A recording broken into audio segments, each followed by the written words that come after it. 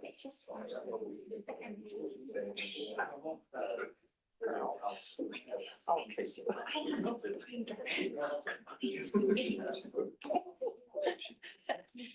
She's 6 months.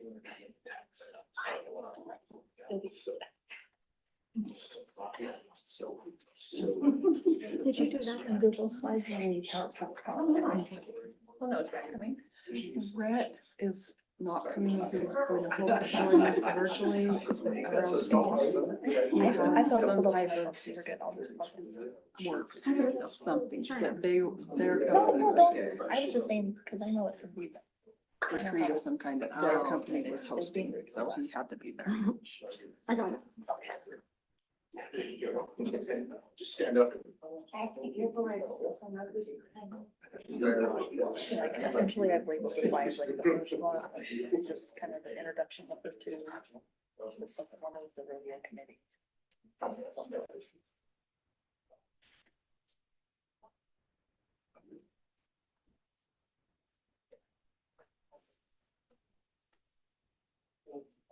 You ready, Alicia?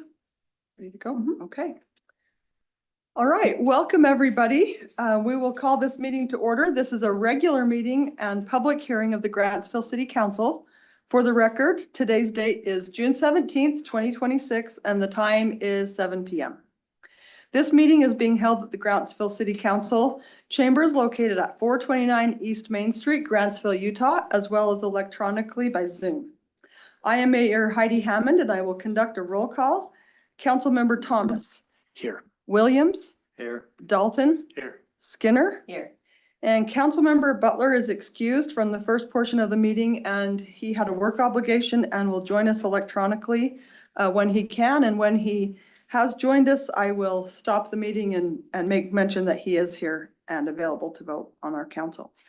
I've asked Les Peterson if he would lead the Pledge of Allegiance today. Those of you who are veterans, you have the right to either salute or place your hand over your heart.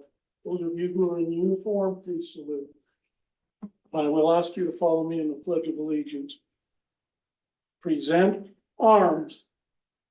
I pledge allegiance to the flag of the United States of America and to the republic for which it stands, one nation under God, indivisible, with liberty and justice for all. Two. You may be seated. Thank you.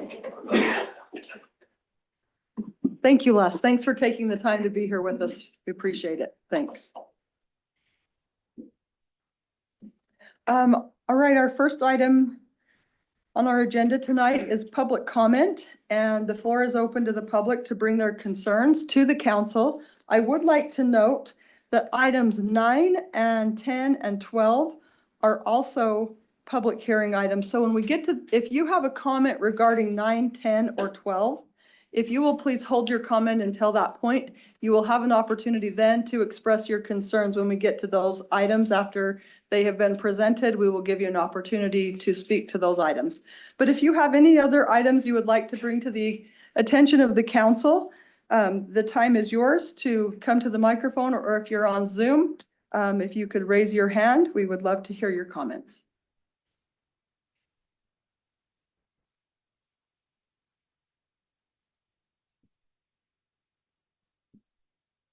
Hi, I'm Sheldon Birch.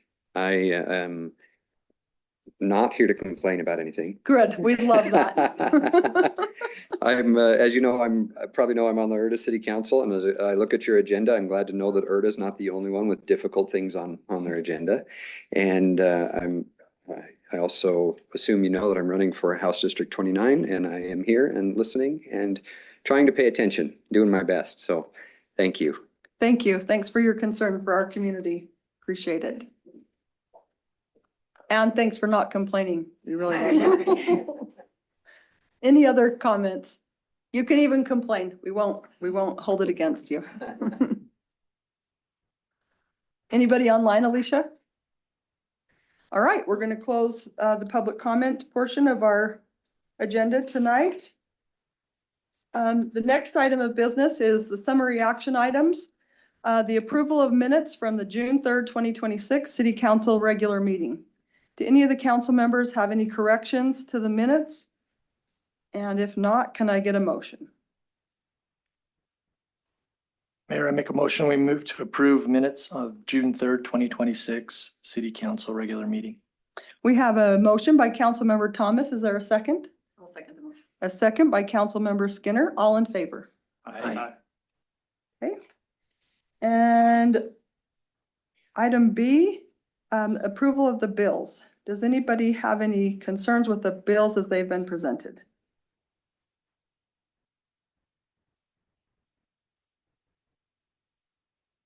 And if not, can I get a motion? Mayor, I make a motion that we approve the bills as presented. We have a motion by Councilmember Williams for the approval of the bills. Can I get a second? I second. Second by Councilmember Thomas. All in favor? Aye. Thank you. The next item tonight is exciting. It's the recognition of the rodeo committee. We would like to take a moment to recognize the many individuals who helped make the return of the Grantsville Rodeo possible. As many of you know, this year's rodeo marked the return of a community tradition that has been absent for several years. As a child, I remember the rodeo vividly. I remember working in the concession stand. It was just a great time of year. It was exciting, and it has been missed from our community for several years. While residents and visitors enjoyed the rodeo events and festivities, what often goes unseen are the countless hours of planning, preparation, coordination, and physical labor required behind the scenes to make an event of this size successful. The success of this year's rodeo was truly a community effort. We are grateful for the members of the rodeo committee, the city staff from multiple departments, sponsors, volunteers, and community members who generously gave their time, talents, and resources to support this event. I would like to especially recognize the extraordinary efforts of our Parks Department and Roads Department. These employees dedicated countless hours preparing the grounds, maintaining facilities, coordinating logistics, setting up and taking down equipment, and ensuring the event was ready for participants and spectators. Their hard work was instrumental to the success of the rodeo and often took place behind the scenes without recognition. I would also like to recognize the members of the rodeo committee whose vision, leadership, and commitment helped bring the Grantsville Rodeo back to our community after years of absence. Their willingness to invest their time and energy into reviving this cherished tradition made this event possible. And I would like to just add, one of the greatest things for me for the rodeo was I feel like I just have new friends. I got to know some of the people on the rodeo committee that I didn't know prior, and they are amazing people with a great work ethic and just it was just fantastic. So what I gained from the rodeo was friends. So thank you. I appreciate it. Was just a pleasure to work side by side with you in the many hours and time, and several of the council members as well. On behalf of Grantsville City Council, city staff, and the residents of Grantsville, we extend our sincere appreciation to everyone who contributed to the successful return of the Grantsville Rodeo.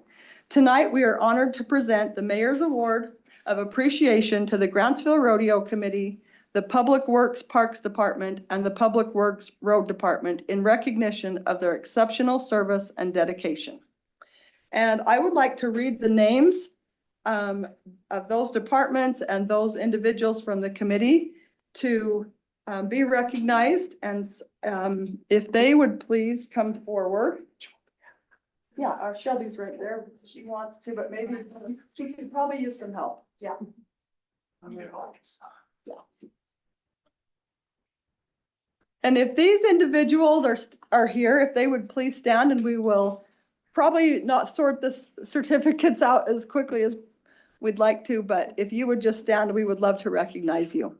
Shane Johnson, Christine Parker, Larry Peterson, Aaron Stevenett, Aspen Clegg, Michelle Barney. Oh, Mitchell, I'm sorry, I read that wrong. Mitchell Barney, Shelby Moore, Trent Riddle, Anthony Butler, Ryan Durfee, Steve Barney, Ben Henderson, Colton Newsom, Canyon Williams, Race Wheeler, Andrew Mascaro, I hope I pronounced that right, Hunter Haymore, Bryce Eakins, Kevin England, Allie Baird, Audrey Critchlow, and Canyon Tinnen. And also thank you to our Public Works Director for allowing them the time to escape other projects. So thank you, Christy. I'm sure she was, stand on up, Christy. All right, so to these individuals, we sincerely offer our gratitude. I know how many hours you all spent and I appreciate it. And because of that, it was a fabulous success and I can't wait for next year. So.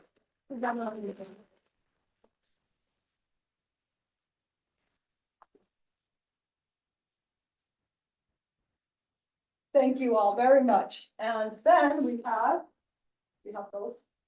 I'll have it come back. Okay, we have these little cowboys also to give to each of the different groups that made this a success. And I think that Shelby Moore deserves a huge round of applause all on her.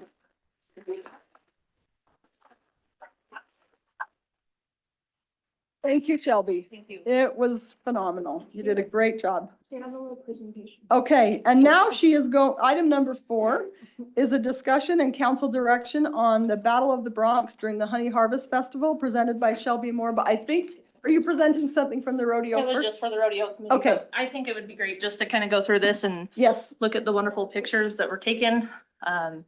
So you can see, our sponsors were tremendous. These pictures were taken by Lauren, Shane's daughter. She donated her time and the pictures to the city. If you just go through those.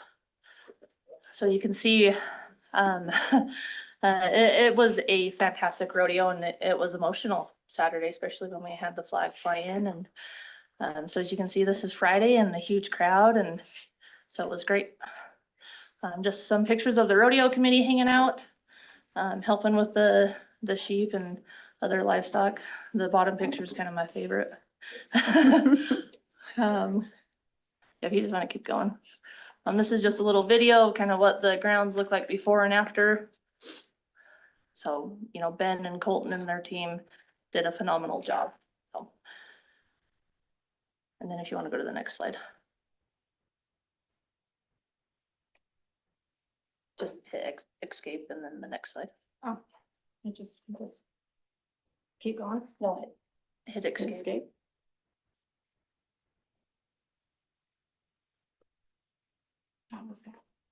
You're good. Anyways, it was fantastic. I do have a video that I would like to play for the bronc riding. It's called Battle of the Bronx. It's a event that I think would be fantastic to run in lieu with the Honey Harvest Festival.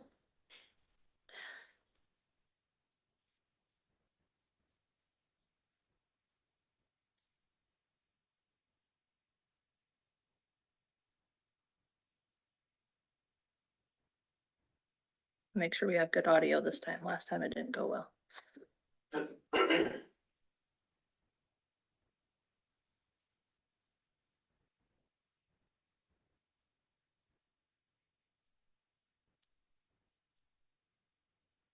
So I think it'd be fun to have that event. I have reached out to sponsors and I have had almost $30,000 worth of sponsorship guaranteed and interested in sponsoring not only the Battle of the Bronx, but the next year's Memorial Day Rodeo.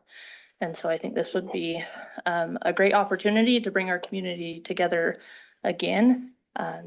So yeah, we're just looking for direction from council to see if that's something we want to do. I say yes. I was like, I was amazed at the rodeo. I went both nights and I thought it was, so many people said such positive things. It was great. It was good to see, I mean, meet people like you said. And so I Right. think this is something, I mean, I've been to the Honey Harvest Festival too, obviously, but I think this would go on at the rodeo grounds the same weekend we're doing the Honey Harvest Festival. Yep, October 10th. So that's a Saturday. The Honey Harvest Festival gets over about 5:36. That's when we're wanting to bring the crowd over to the rodeo, you know, so they can go get their honey and we can get some of those vendors to, you know, transition over and bring that crowd. Yeah, that'd be fun. I think it's a good idea. I missed the rodeo, unfortunately. I was on a vacation that was booked well in advance. So I'm sorry I couldn't cancel, but I'd love to go to something else and I don't have any vacations planned for October 10th. Perfect. We'll put you to work there. That's right. I'll Good make- to know your I'll make- schedule's I'll open. make it for the last one. Now we got more than a month to plan, so so we're ready. We'll just hang out until September. Yeah. That's right. Well, we did all the hard work, so we're good I now. think it's great. Harvest Festival brings in a ton of people Mhm. and I think it'd be a nice segue into that long day for some people, but it'd be fun. Yeah, it's a good complimentary activity, I think, with the Honey Harvest Festival, so. Correct. Jeff or Jake, do you have any input? No, I feel the same. I think we talk about, traditions that we have and some of these, it's sad that they've kind of gone by the wayside and we're able to rejuvenate it and I'm hoping that, that it continues to be something that, memories can be made and, Mayor mentioned some memories that she has and be able to have that happen for future generations in Grantsville. We have some really awesome traditions that, the 4th of July, we got that coming up here. It's a week-long, awesome week and we grow as a city during that time from where everyone comes to visit. And so having some of these things that can help benefit our community and bring us together, I think are very beneficial. I fully support it, so. Jake, Great, let's do it. let's do it. There's the word. Okay. Let's do it. All right. Rodeo committee, get back to work. You can't stay here any longer, head back out there. All right, thank you very much. Thank you to Shelby. Thank you to the roads department, the park department, and the rodeo committee especially. Thank you so much for all your work. So thank you. Moving on to agenda item number 5, a presentation from the Division of Water Resources regarding a water-wise landscape incentive program and council direction. And also to all those who are here with the rodeo committee, this is fascinating stuff. You're welcome to sit around and listen. If you do not want to, please feel free to be excused. You do not need to feel obligated to sit here all night. Yeah, Thanks. I might have to, hold on one second. You're good. Sometimes my computer glitches. Yeah, you're stuck, Aspen. Thank you. All right.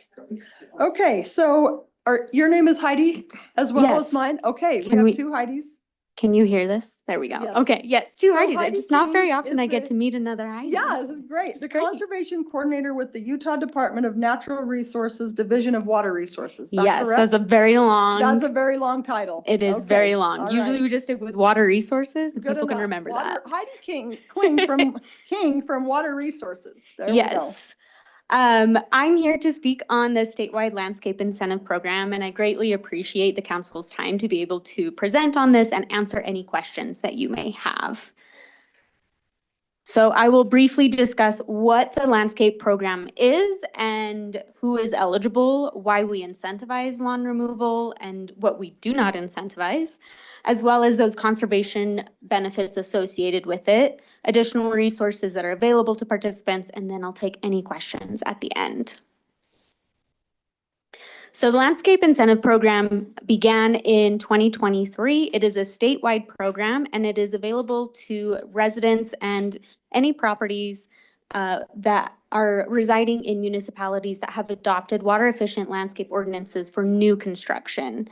This rebate is delivered by the Division of Water Resources in partnership with the largest water districts in the state. So the large water districts, they cover the population centers, so along the Wasatch Front and Washington County. And then Water Resources, we deliver the program to the more rural areas of the state, including Tooele County.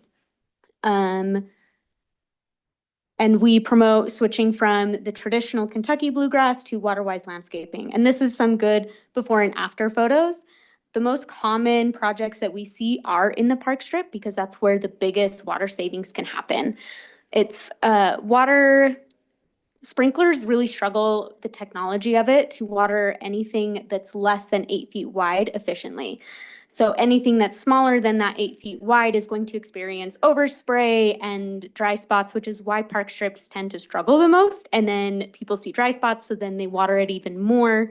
And that's why park strips are very popular for this conversion because it's so much easier to take care of as well as reduce that water use. Go ahead to the next one. So this is what we do rebate. There's a photo behind, and you can't see it, and I apologize for that, but that's okay. The photo behind has grass in it. We do incentivize the removal of grass, but we don't incentivize removing everything. So it's okay if you can't see it. We'll be okay. So the photo on the right is not something that we incentivize. We don't incentivize full hardscaping because it has some ecological detriments to it, and we don't want to incentivize that. That's not something that we encourage either. The photos on the left are what we do incentivize, so you can remove all of your grass and replace it with water-wise plants. We do require that at least 50% of the project area have plants, and water-wise plants are really anything that is longer lived than 1 year typically. So perennial shrubs, trees, bulbs, anything except for the grass and the annuals. And you can keep grass. We often see people remove grass in the hardest areas to maintain that's not really being used. So typically against the fence or structures, buildings and whatnot, that takes a lot of equipment to maintain and reduce the amount of grass that they have. So it's just a usable area. It's bigger than 8 feet wide. So it's easy to maintain as well as using less water. Go ahead to the next one. So this is just a quick snapshot of the cities that are eligible for this program. We did just get Layton City is on there now. So we have 73 eligible cities or municipalities. And it's continually growing, especially in the more rural areas. Go ahead to the next one. I mentioned our partnerships. This is just a brief visual map of what that looks like. So the blue areas are covered by water districts, and then the rest of the state is what we deliver this program to. So how do people become eligible for this? So the incentive is $2 per square foot of lawn that's removed, and water-wise plantings are replaced with that. So that is the plants, drip irrigation, and a mulch. That's the program. And city has to adopt a water efficient landscaping standards for new development only. This is not a retroactive program. It does not apply to properties that already exist. It is for new developments only. And I'll go over what those standards are in just a moment. So eligible projects are really any property type. So it's not just homeowners, but commercial properties and businesses, as well as government properties such as government buildings, libraries, public works buildings. The only exceptions would be golf courses, agricultural property, sod farms, and parks. And then application is pretty simple. It's through Utah Water Savers right now. We're transitioning to slowtheflow.org. So either one of those websites will get you to the incentive program. So these are the ordinance requirements. This is only for new development. It does not apply to existing properties. And it's as simple as this. And I will preface this with, we work with all of the cities to adopt these ordinances because we recognize that it's not a one size fits all.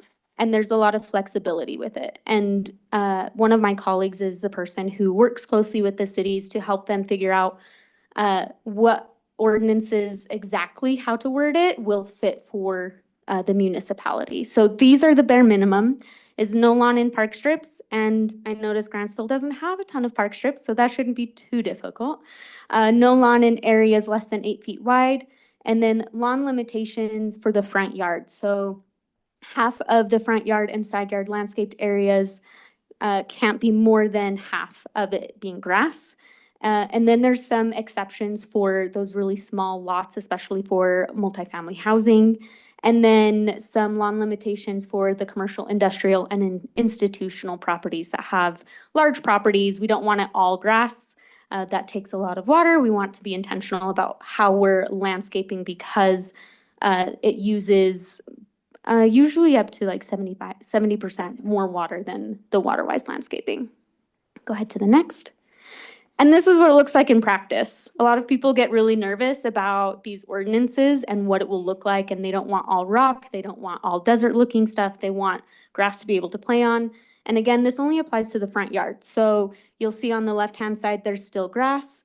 There's just not grass going up to the fence or the house. That's landscaped with water-wise landscaping. And then the park strip is just plants. And we see a lot of water-wise plants as well as trees in the landscape. The ordinances is the first step to letting residents become eligible for this program. So you adopt those ordinances and you send that to us for review, and we work with you. It doesn't cost the city anything to do this. And then we add you to our eligibility list. The role that you have is just upholding those ordinances, and how you enforce those is up to you.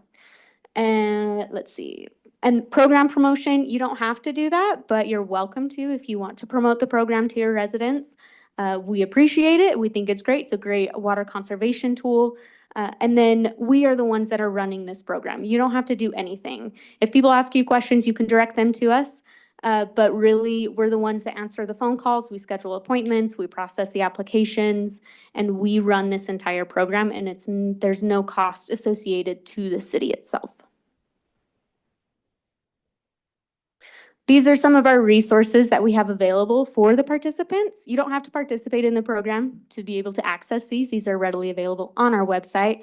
However, we do send customized emails to participants, especially along the way while they're doing their project, to really support them throughout this project, as well as aftercare and the maintenance of it, because we don't want people to go through the program and then get frustrated when they're not sure what to do once everything's installed. So we do have a landscape guide as well as a monthly webinar series. All of these are free. We do include a landscape incentive program checklist of what they need to do. And we do have a statewide water-wise plant list available. We are a Localscapes partner. Localscapes is a partner education program that provides, it's the education component to the landscape incentive program, provides education for water-wise landscaping, and those classes can be found either online, or we will even work with you to provide it to your community. So we'll come to you and teach a class completely free, and it's tailored to your region. So it's not Wasatch Front, it's for Grantsville specifically. And then we are a WaterSense EPA WaterSense partner, and they do have a fantastic certified irrigators list for qualified water efficient landscapers available. This is all of our contact information. If you have questions, specific questions, we're happy to answer them. Candace is the colleague I mentioned that helps review these ordinances and works side by side with the cities to be able to get those in place. Madison is our program coordinator over the landscape incentive program. I help coordinate and teach our Localscape classes and develop those landscape resources. And then our two technicians help deliver the program and process those applications. And our contact information can be found there. Are there any questions that I can answer? I have one little question. Yeah. You mentioned no annuals. So if somebody has mostly perennials, but they include some annuals, they're out, like you're out No. that. So we just encourage that annuals be planted either in their own bed or in pots, not mixed in with the perennials, but that won't perennials, disqualify them from the program. Okay. Good question. And does the ordinance just allow us to participate in this if people want to? It just says the ordinance would be structured to say, if a citizen wanted to, then our city would qualify, and that puts us, it wouldn't be mandatory for anybody to do this. It would just be if they. No, wanted the to. landscape incentive program is the incentive piece. It's meant to incentivize properties that already exist, that already have those landscapes. They are not required to do this. It is not a mandatory program by any means. So the ordinance would just be allowing us then to participate. Yeah, so the ordinances are for the new construction only. We're trying not to waste tax dollars as well as, it's kind of like chasing our tail. We're trying to fix a problem, but not preventing the problem from happening anymore. And so we're trying to reduce that inefficiency. So we're not creating new problems. Those landscapes look great, they're efficient. And then incentivizing the existing landscapes to be more efficient. So the incentive is, for clarification, the incentive is just for existing landscapes, correct? Yes, it Not is for new only, landscapes? it is only for existing landscapes. It is not for new construction. Okay. Yeah, great question. Any other questions or concerns that I can address? No, Heidi, thank you for being here. We've had some residents express interest in this, and because we're not on that, we don't qualify in that incentive. They don't have the option to be able to do this. And so obviously it ought to be the division of limited water limited water because we live in the 5th driest state in the nation. So, finding ways, to allow our residents to convert some of those areas into and take it opportunity for this program was the reason why we wanted to see if the council would have interest in doing that. What that means is, ensuring that, we align with those other 4 items that were listed there, if there was any concerns on those, so. We need to change our code, to align with that.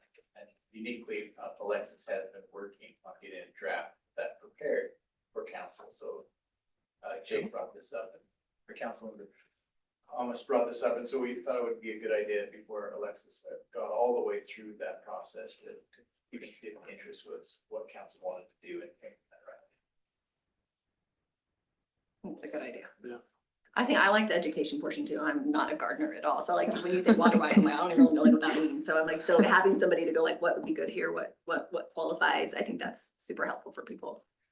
And yeah, water's a big issue, so. Sure is. Do you go out to different cities and do classes or all Yeah. webinars? You do- We do an annual webinar, but we do individual classes as needed. So if you would like one, I'm more than happy to coordinate with you on one. For example, we're teaching one in Tooele on Monday. You're welcome to come if you'd like, see what it's about. And we're focusing on, they wanted to focus on native plants for Tooele County specifically. So that's what we're doing. So we're happy to curate or specialize the class to fit whatever your residents and your community needs are. We want to make sure that it's impactful and a good use of everyone's time. Right, the city can put their properties can participate in this program, correct? Yes, the parks cannot, the golf courses cannot, but like this building here, you could easily participate in this program.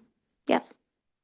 And there's other incentive programs as well, like I think I did one that was for electronic, like a smart. Yeah, the smart controllers, controller. those are available to anyone, anytime. You don't have to live in a specific city to be able to do those. But yes, we do offer a rebate of up to $125 for a smart irrigation controller. So if you want a new irrigation controller for your home, highly recommend it. But it sounds like council wanting to see a draft and go forward on it, so I'll have. Yeah. I think Alexis so. continue with that application, that change. Right. Thank you. All right. Sounds great. Yeah. Thank you so much for your time. Thank you. And thanks, Jake, for reaching out to the Division of Water Resources and getting this information for us. All right. Item number 6 is a council appeal decision, consideration of resolution 2026-38, approving a driveway deviation for the property located at 48 McMichael Avenue. So this is a secondary access, property, so McMichael is just kind of, it's east of Sinclair. For those of you that don't know exactly where that's at. We received a application on March 20th after the staff, reviewed it, and we became aware of what the original driveway used to look like.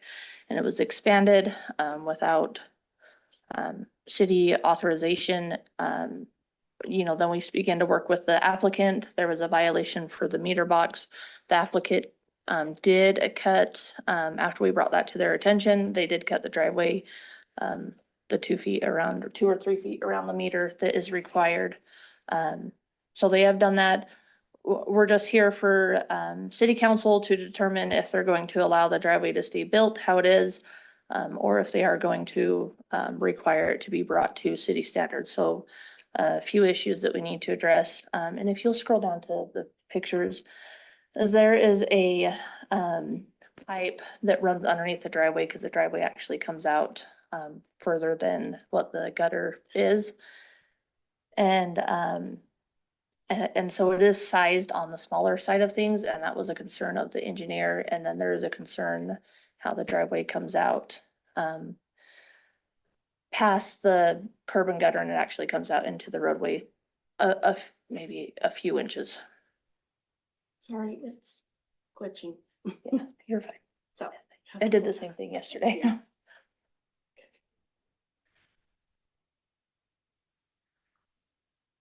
So keep going. This one?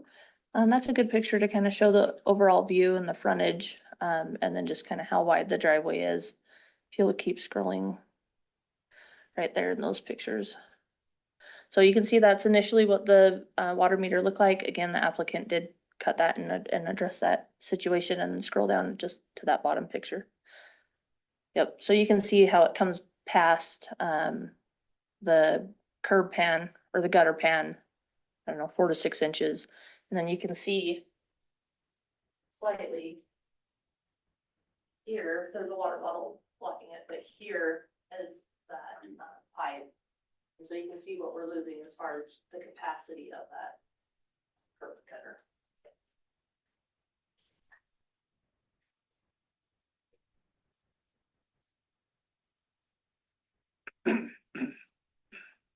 And so you can see what the driveway originally looked like.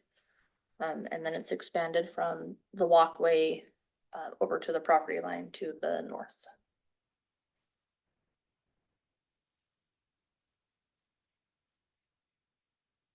So just making sure I have it straight. They sent in an application to the city for this project, but we didn't realize that it was gonna be this large, or it didn't say on the application. No, so there was a violation with the water meter, and then we've asked to correct the water meter.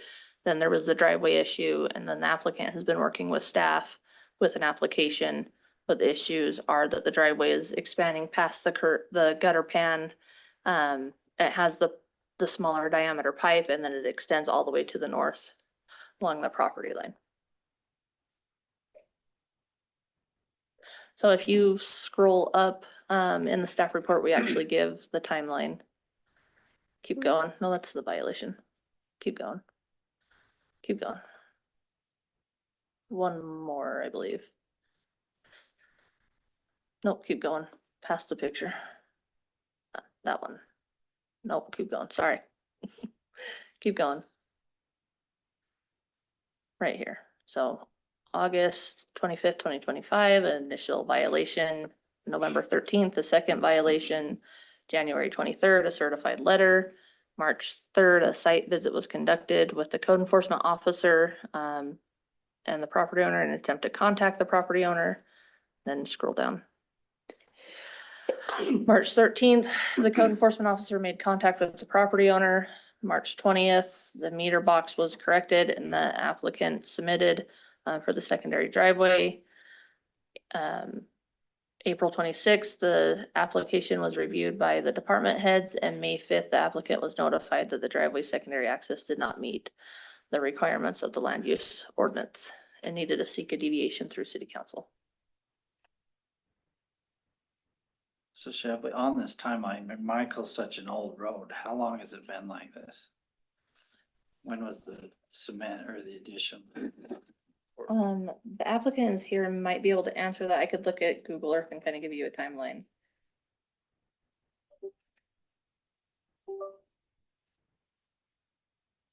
Yeah, I've noticed these on that street. There's actually more than one, that have this. And Tooele has areas, older parts of Tooele has this where they have a really aggressive gutter system near some residential homes. And so they create a bridge essentially over that gutter system. The gutter system on McMichael is not that deep, so I'm not sure what the purpose of those would be. And there are some concerns when you place them in that setting. I want to get totally off topic here, but if the water's not allowed to pass there and it gets clogged up and it ends up building in that area and then pushes onto the roadway, and it will ruin the asphalt in those areas. Because the water is not, guttering as it should be. But this is an old street, so one of maybe the initial curb and gutters, and then we went away from it, and then we've gotten back to it, which was, I don't know why we ever went away from it. It's the best way to go if you can do it. So, but this isn't the only home that has that issue in that street. So I guess what we're looking at specifically tonight is just the secondary access, correct? You're not looking at. A deviation. You're looking at, he's expanded, or they have expanded the driveway wider than what is allowed per our code. So you're looking at that, seeing if you're going to allow that deviation. They are right up against the property line, and so they have expanded that, which is against the code. Then the pipe sizing wasn't, engineered or looked at to determine if that was the correct pipe size. And so it just doesn't meet city standards. I mean, if you look at the original photo, it has the bridge out to the road too, and it doesn't even look like there's Yeah, it looks anything better in underneath ground it. too than it does. The problem is that that'll divert the water into the road. Then when the water goes into the road, it'll start tearing or getting to the asphalt, and it causes more repair damage to that. Yeah, I mean, I get that, but I'm looking at like the original and it looks like it's built. Yeah, you can see that on that Yeah, photo. To me, it Worse. probably, I think it was done this way, not because of the depth of the gutter. It was probably done this way because it was like, I've got a curb there, and rather than just cut the curbs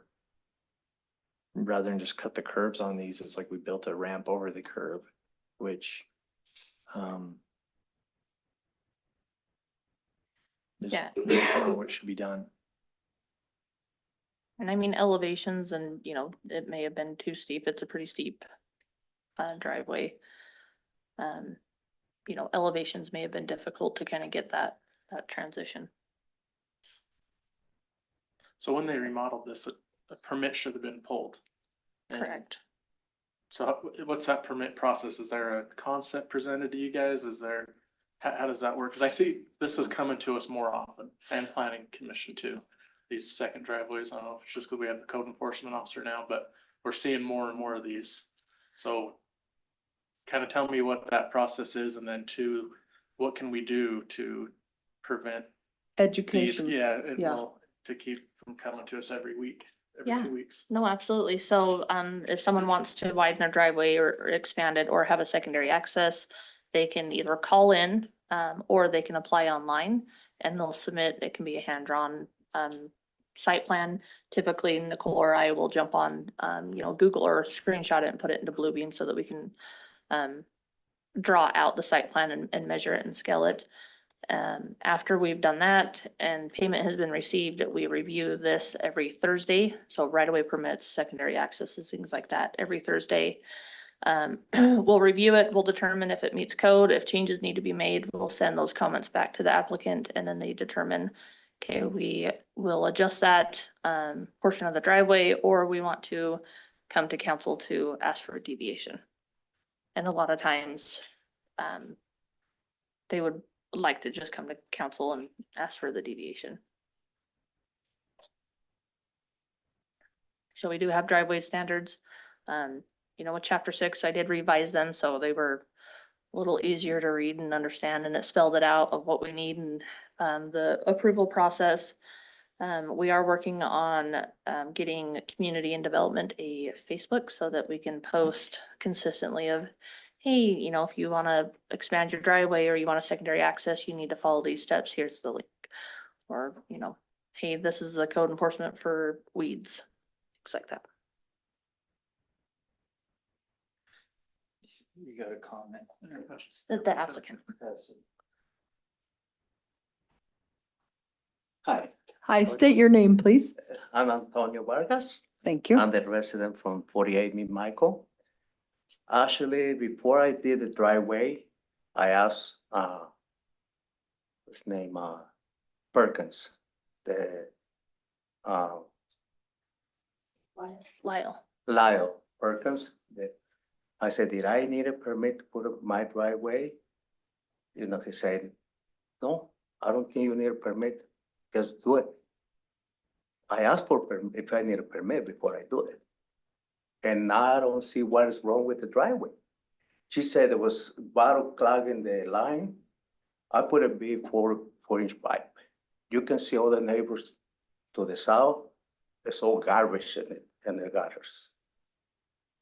It's that, of course, it's gonna clog the pipe if they don't clean it. Walk to the neighborhood and watch how dirty they are. I'm not gonna throw the, blame on people, but what's wrong with the driveway? I asked the neighbor if I can put the fence over the driveway. I didn't do it just because I wanna do it. I said, it's gonna benefit your property, my property. And I didn't ask him for money or anything. I asked for permission if I can do it. If you will see what year that house was built, it was built in 1954. You bring the code from that time to this time. Apply the code. Back in that days, they didn't have the code. I think the concern or the issue is obviously when you lengthen the driveway, you're creating less distance between drive to drive. And it creates a safety issue. This is a through road. But I see people that have water meters in their driveways. And then are you guys gonna make everybody do that? Yeah, they're not allowed in the drive. See, it's the same thing. They send me letters they didn't send it to me. They send it to the previous owner. They didn't, when one of the officers went and knocked my door, it was kind of mean, like, why you not answer my request that I send it to you? I said, when you send it? I went to the post office, they didn't receive any letters from me. I'm not doing anything illegal. I try to do everything legal. No, I think when this happens, What is, I There's a- improving the house. The only thing I do in it. I don't know anything wrong with the house. I try to do the best I can have in my house. They're looking good, the way I want it to look. I don't want to have a trash home. I want to clean house. Go drive around the neighborhood, check the neighbors. I can show you pictures. I have a neighbor behind me. Had to be pesticide all the time because rats, everything comes to my property. Are you guys gonna do that? Check the neighborhood and see how that looks like.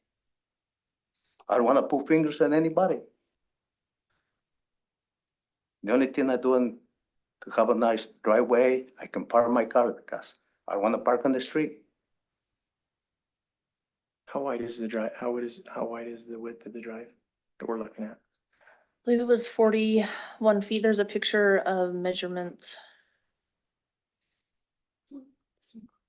Even I Yeah. asked Lyle if I can pull him a little, come over to the side so You know, if going that's a down. little ramp with the small cars, they probably hit in the front. You can go down to the second picture. Approximately 41 feet has expanded.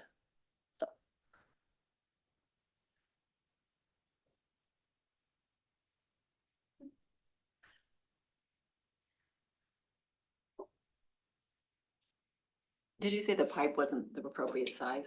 As a proper size, I see pipes as smaller. My pipe is a 4 inch. No, but I'm saying per city code, is it big enough? It would need to be engineered to determine. How big it needs to I be? put What a the flow bigger size rate. than the other ones that, along the road. I see the other ones are little pipes. And then the funny part, every time it rains, I had to be cleaning all the debris that comes from the other neighbors because they clogs the lines. Go up, yeah, to that one. Yeah, and then scroll down to the back of the van. I Curb and think we're gutter along honestly, there is- our biggest concern really Is that last piece? is this section here. Yeah. Really, it sticks out for the potential to catch that. Well, you You're can, plowing. yeah, you can So see you're what it's supposed to doing to run- the asphalt, right? I mean, that's Yeah. exactly what I was just explaining. It's that area you can see. So where the originally, water the other is going section on around the it. other side, they used to be over there. It was already that way. So the only thing I did is adding to it.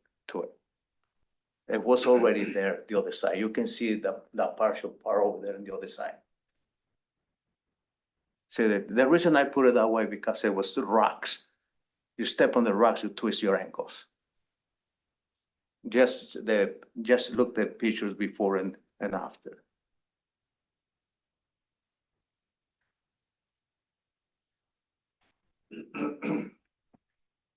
I asked the neighbor if I can put in my driveway along the property line, and I can put a fence on top, because I had to put it, get cars in the back.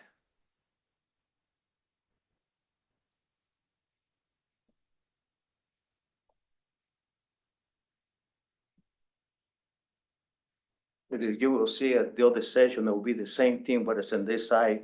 They have the same size pipe, have a 4 inch pipe. The only thing the thing is like all the stuff right there, because it comes when it rains, that comes this way and I have to go and then start cleaning all the debris, because you can see bushes all over along the side. Just from my property to the south, check every neighbor and see how those weeds growing in the gutters. Because all the rocks and everything from the neighbors comes in and clogs the lines. Shelby, what would need to be done to make it to code? Like what would have to rip it out completely, or what would be a remedy? No, I mean, a remedy would be to, to make it to meet code, yeah, he would have to rip out 6 feet. On the You north scroll side. down. Oh, go back to it. You'd have to rip out like 6 feet here, just on this panel, to meet the code, so it's 6 feet away, and then just to fix it, he would probably have to, in order to. They get have a the- bigger driveway over where they have the dog take care over there in the corner. in order to What's- get what's the full difference? property, you'd have to probably pull out this panel and then shorten it to get the angle to meet this. Is probably what you would have to do, instead of Yeah. just cutting this and patching this, but that, you wouldn't want just like a little patch here, you would typically bring that asphalt patch all the way out. If you just patch that 4 to 6 inches, it's gonna blow out. I can put something over there if they want it. There's nothing want to do it.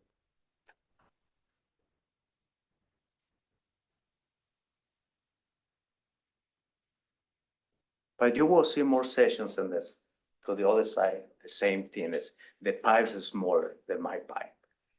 It's not the point like, the water doesn't have any way to go. The thing is, all the debris that comes from the neighbors that start coming this way and then clog the lines. It's not because all the leaves and everything that clogs because they don't pick the leaves. I've been cleaning all the time. Go watch right now. I tried every week to clean it. If I clean it, but the others don't clean it, it's gonna do. It is a very narrow gutter system on that street anyway, that's for sure.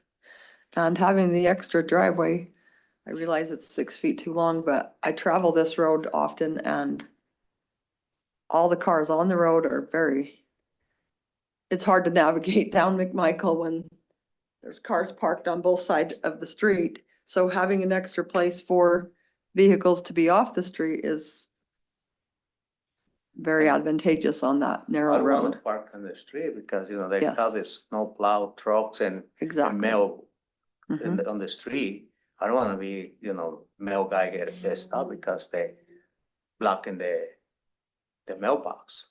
Could you scroll down to page 18?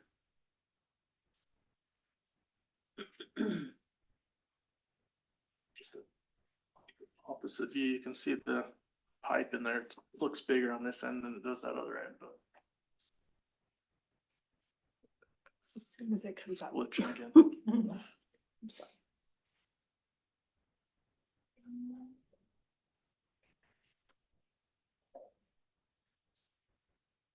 Sorry. Yeah.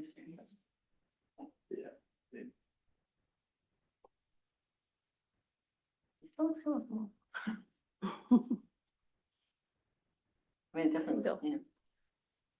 Thank you.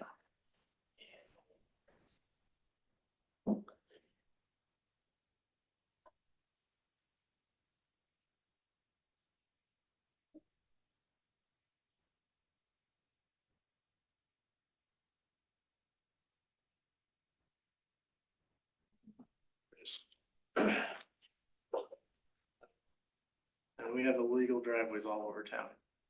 Yeah, Yeah. well, there's, the house above that one has the same issue.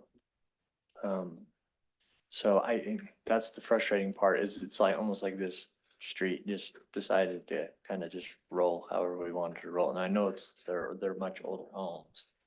But like the home above also has their drive and then they have like a spot where they park a truck that's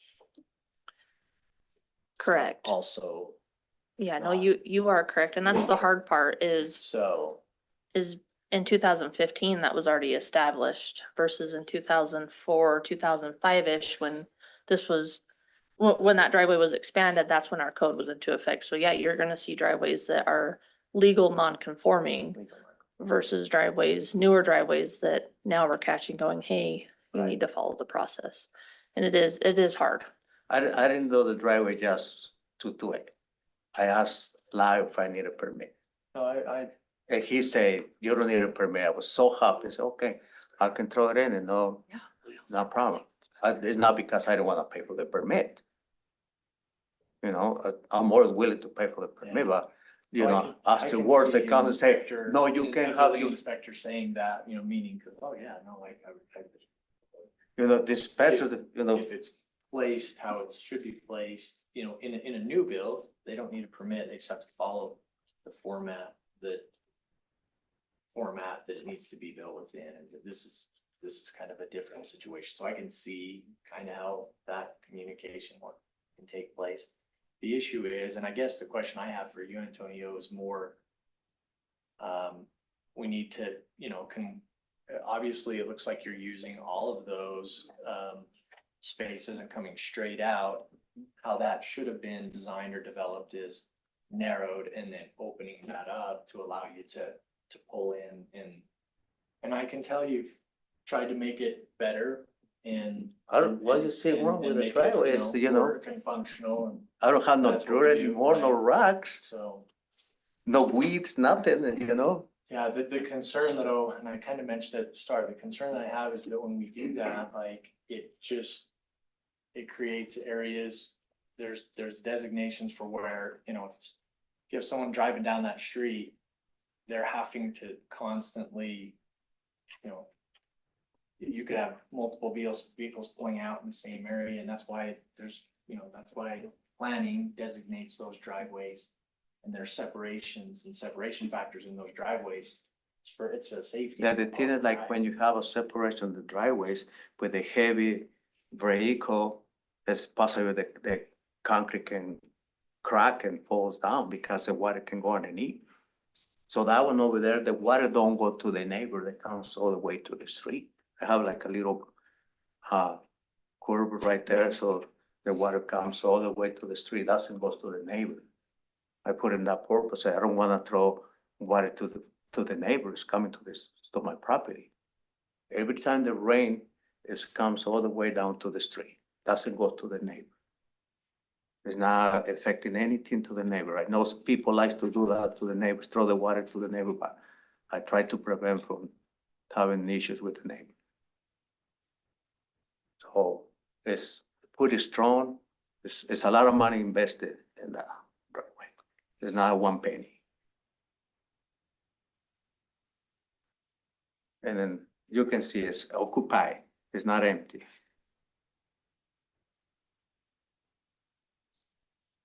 Do you have something you'd like to say, Ben?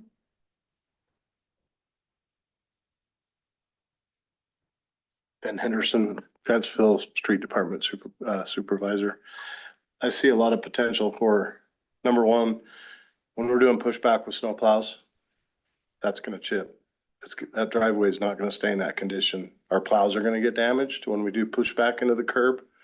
And if there's 3 feet of snow and you don't see that, you're gonna need a windshield, I promise you. And if you've ever been plowing and you hit something that hard and that abrupt, it lodges you from your seat and it will chip the driveway. So if in a sense, on the legal side, which I'm not an attorney, but he's accepting the right to any liability in our right of way by extending his driveway into our right of way.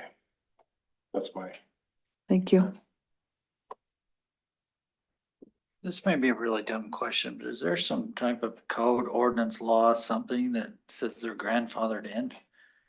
Like, So yes. that protects a It's the property owner? legal non-conforming use. So if that driveway was in existence in the 1950s, for example, like I think that's what was mentioned, that use or that non-conforming building style, the engineering of that curve that was allowed in the 50s could remain. The only condition there, though, is that you cannot expand that use. You can maintain it, but to expand that use would remove the grandfathered status, as it were. So it would no longer be a legal non-conforming, it would just be non-conforming. Okay.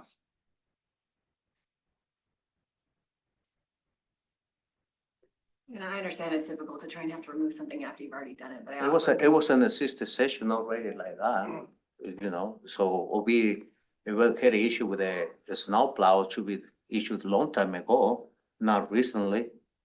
And it's more neighbors that have the same thing. I'm sorry. Is it a 6-inch high back curb? It's not taller than, it's not an atypical curb, is it? I don't believe so. Yeah, something that's probably a 6-inch back curb back, it might be a 4. By the looks of it, it's an older style. There's a high back with a short pan. I just don't see any reason to carry over the gutter. There's other areas in which it's happened on that street. And I'm not sure why, because it's a typical curb. You could just cut the curb down and pour your drive approach into the back of the curb like you would typically do.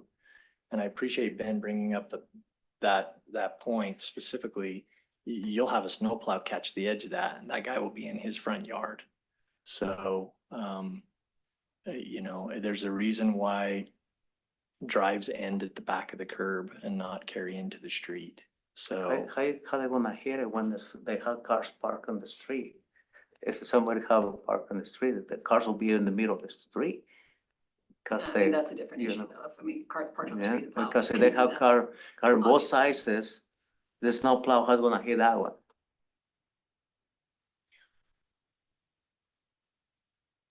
But we're not, I might be off on this, but we're not saying that we can make him redo the whole frontage. It's only the new part. It's so there's still gonna be a bridge there. So we're gonna hit it with the plow 6 feet later. Correct? Yeah. I haven't seen 1 year one snowplow.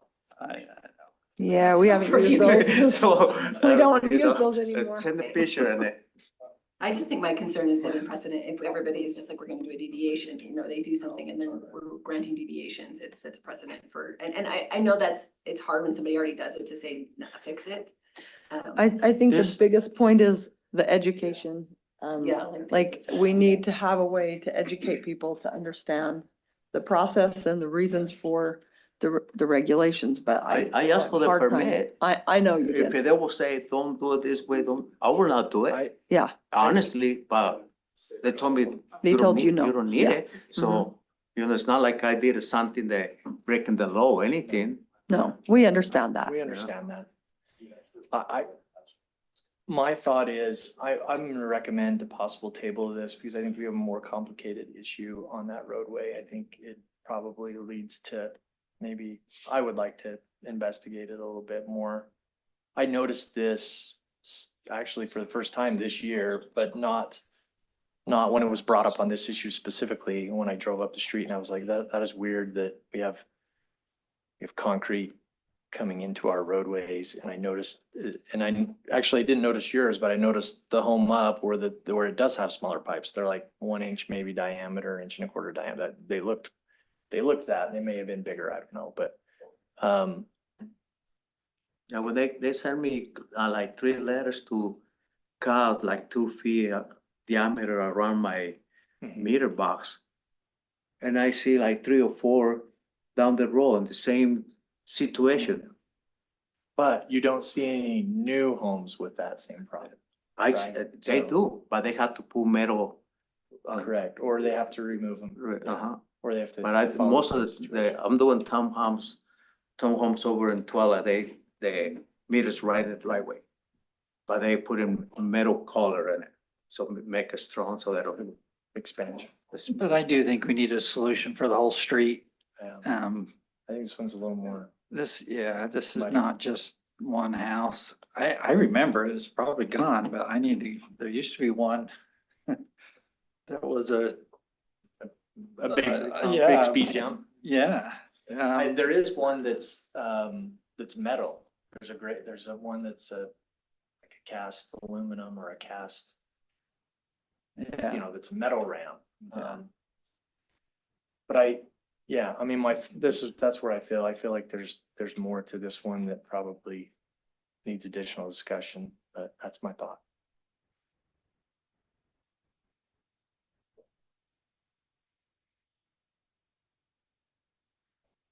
You want to make a motion for that, Chase? Yeah, Mayor, I make a motion, we move to table resolution 2026-38, approving a driveway deviation for the property located on 48 McMichael Avenue until council has an opportunity to thoroughly review that street. We have a motion to table. Item number 6, is there a second? I'll second. A second by Councilmember Dalton. All in favor? Aye. Do you have any direction for staff as far as what you're wanting us to investigate? Are you wanting to do your own investigations? And I was gonna ask you, I mean, I'm sure you guys have talked about the whole street. I mean, is it only? Never mind, I'll shut up. What are your visions for the whole street? Yeah, I mean, it needs to be built out. You can see that we're missing the sidewalk on that side and things like that. So, I mean, we can go back, we can hopefully find the construction plans from this older development and see what we can find and why a lot of them have these overhead driveways and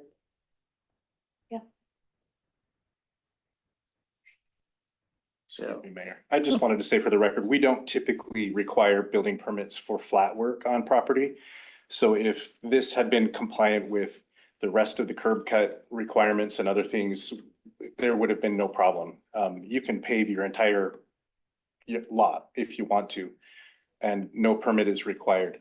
The problem is the stuff between the top back of curb and the road and how he's cut into the road. And that's where we get into a problem. The flat work and Lyle, if you approached Lyle and said, do I need a permit for a driveway? The answer is no, that's flat work. We don't require a permit for that. But where we do is the curb cut and the work in our right of way. So I just wanted to clarify that. Yeah, and that's where the confusion came in, it sounds Yeah. like. I asked Live, I said, I need a full pipe for the water to go through, so just put a one pipe, big pipe. And we can To instruct go. our building. It's not like, instructor to I didn't put Yeah. anything. I asked if I put a pipe in it. So yes, I put a pipe. So I put a big pipe in it. It's my pipe is bigger than the other pipes they have. So the only thing, it's gonna clog because all the debris that comes in is not clean the gutters. No, I mean, the reason for the gutter is not to have a pipe, so it doesn't clog at all. That's the reason for the gutter. But there's all kinds of problems. Running water system. Yes, on So, yeah. McMichael. But there are, so I think, okay, thank you. So we will take a look at that situation on your street and see the best way to address it, and then we'll move forward. Thank you. Okay, item number 7 is a consideration of resolution 2026-39, approving a proposed amendment to the Kenneth Fossen subdivision and approving the commercial final plat application for Holiday Oil located at approximately 794 East Main Street in the CG zoning district. Hey, how are you guys? Great. Long time no see. This one is exciting. So we're doing two things here. We're amending the Kenneth Fossen subdivision and we're approving the commercial plat for Holiday Oil. If you'll scroll, we can kind of go here. So this is in the CG zoning for Holiday Oil. It's right there on the corner adjacent to Maverick on 794 East Main Street. If you want to scroll down, so we're taking this from, if I recall, 3 or 4 parcels, and we are turning it into 2 parcels. So 3 parcels here, and then if you scroll down one more, maybe go up one. Into 2 parcels. So they will stay there, have access. There will be a easement access here, and an access here as well. And so you'll see these easements in favor of lot 1 and 2, and then easement in favor of lot 1 and 2 as well. Yep. And then if you want to scroll down one more, please, so you can see, oh, go up one. You can see they've done the truck route to show how traffic would flow. You have Holiday Oil, you have the underground fuel tanks, you have Holiday, the fuel pumps, you have a RV dump, the store with the drive-through, and then you have the car wash here, and then here's the 2 accesses. And if you want to scroll down again. And so this is just kind of a cleaner overall landscape picture. So we got trees, it is xeriscaped, and then we have asked the applicant to dedicate their half width of Highway 112 and 138. UDOT has asked for 117 foot right of way, so they dedicated their half, which was significant. And caused them to have to redo a big portion of their plans. But that's why you'll see these park strips are so wide, is so that when that road widens. It will be ready to widen. I just want a big stick. Someone give me a big stick. You do need a big stick. I'm gonna give you a laser pointer. Please. This one might work. Yeah, it don't work. But yeah, any questions?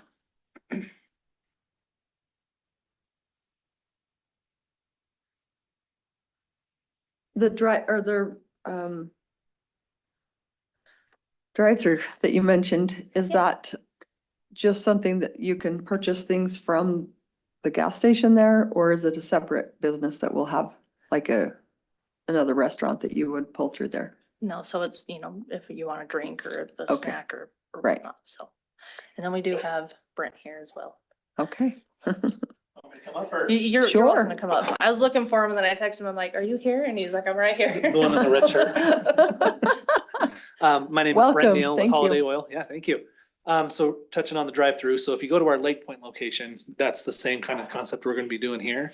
So it's more of a sweet shop, so you can't buy like gas through it, tobacco, beer, anything like that. It's specialty drinks, the dirty sodas, cookies, stuff like that. So it's more of a sweet shop. I'm hungry right now, so Yeah. let's not talk about that. I was wondering why he pointed at me when we were talking cookies. Like, do I look It's like, just for I think you. I must look like it. No, you provide a good product. Excited to see it take place on this corner. And Shelby, I appreciate you hitting on how we envision this area. I know last night in P and Z, this area further to the north of this was discussed, and the extension of, or possible extension of 112 and that going further to the north. I guess that the question I had is, I mean, all of this obviously has gone through UDOT as far as the entrance locations. So we will have an entrance off of Main Street and an entrance off of 112, correct? And they are right in, right out always. Okay, 112 should be a full To the motion. left.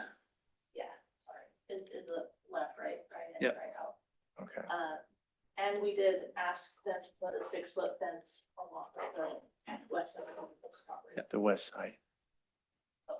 Against the The next neighborhood piece, right there. yeah. Okay.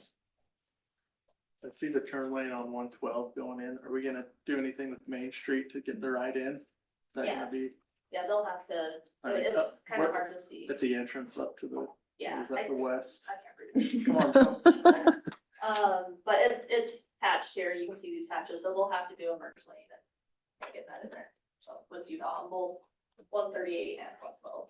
Similar to what's been done on Matthews Lane, where Correct. a lane has been created for a right turn in. Yes. Okay.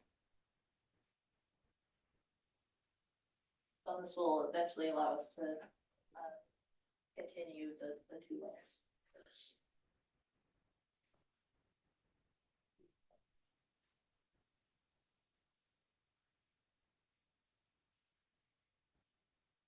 I was maybe just gonna ask the question regarding P and Z, like, is there any feedback that came through that we need to? I mean, they're concerned, you know, where they're turning and then the wall, but they were pretty excited. Pretty to see the problem. Straightforward, okay. I wanna say Derek was there for that. Back in the day. I can't remember. You're there for all of them. I was there in the beginning when we changed what we did the zoning, I think, or something for it, but. Yeah, I remember passing the zoning. Yeah, I don't know if I have any other questions. Not to get into the weeds, but like the trees and the landscaping along 112 and I mean, this will be a new addition to our main, and as we have new additions to the main, obviously trying to coordinate. You have different components. I don't know, do we get into what types of trees, how those, okay? So we are looking into the future there. What about lighting? Thank you.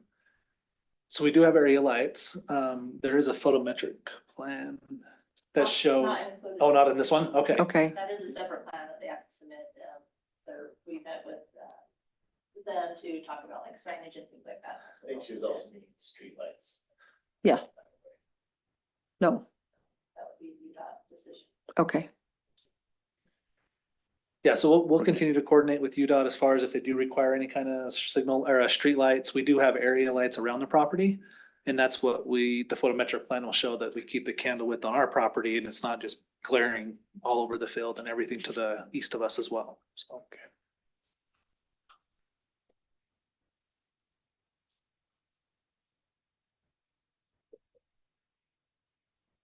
What is your anticipated timeframe? So we're hoping to open December, depending, we still have to go respond to the city with some staff approval and also with UDOT. So we're hoping to push dirt and start moving dirt in mid-July. So about a month out is what we're pushing for. Gas for Christmas. Yeah. Is that also your property to the south where it's kind of cut out, or is that a separate property? No, we own that as well, so that's not part of this project. We are currently under contract with a potential user there, but we're actively trying to sell it. That back acre piece.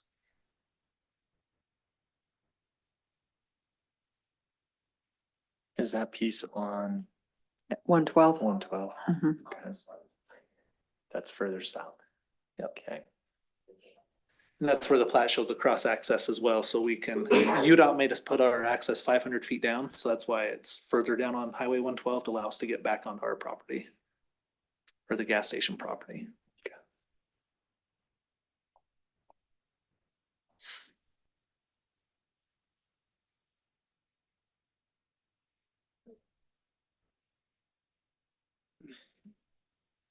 Have anything else?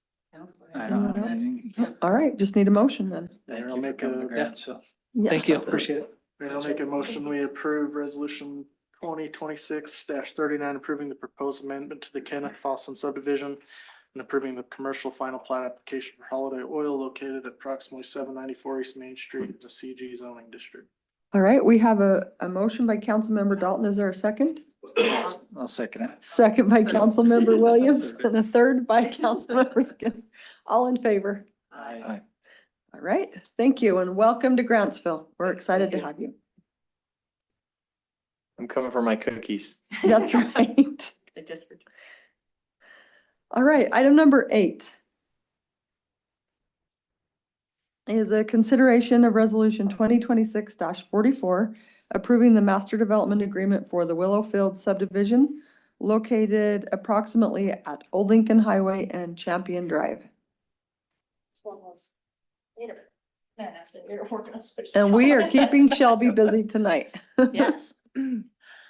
So this is, an amendment and a reinstatement of the development agreement. This project is in the, rural residential 1. It has a PUD overlay on it. So the applicant stayed with the 1 acre lots with 2 of the lots facing Old Lincoln Highway. As a half-acre lot, just 'cause, the 2 lots are half acre, just because it would have been kind of an odd shaped 1 acre lot. It consisted of approximately 29 acres. It was approved in 2022 through resolution 2022-40 and 2022-41 and 2022-81 with the prior development agreement. We are, the applicant is wanting to build 1 additional lot for, I believe, his nephew. And that's what we're calling phase 2. And then the remainder will stay open. We have, and I did correct that, Tyson. We did update it in the development agreement. I believe it's 2035 that he has until he can build out. Anything past 2035 reverts to the RR1 zoning, which they were following. Only deviations that they had asked for and were vested with in the prior PUD was just the road cross section on that. So we are asking for fee in lieu, the making sure that we have the easements for the sewer line construction, as well as the dedication of the road in front of this 1 additional lot. So if you wanna, oh, you'll probably scroll for a while. Yeah, probably towards the end of the MDA, there's that layout 23. Go down 2 more. There you go. So that's what it currently looks like. They actually stopped building approximately here, and then they're just adding 1 additional lot. So they were already approved for this? Yes.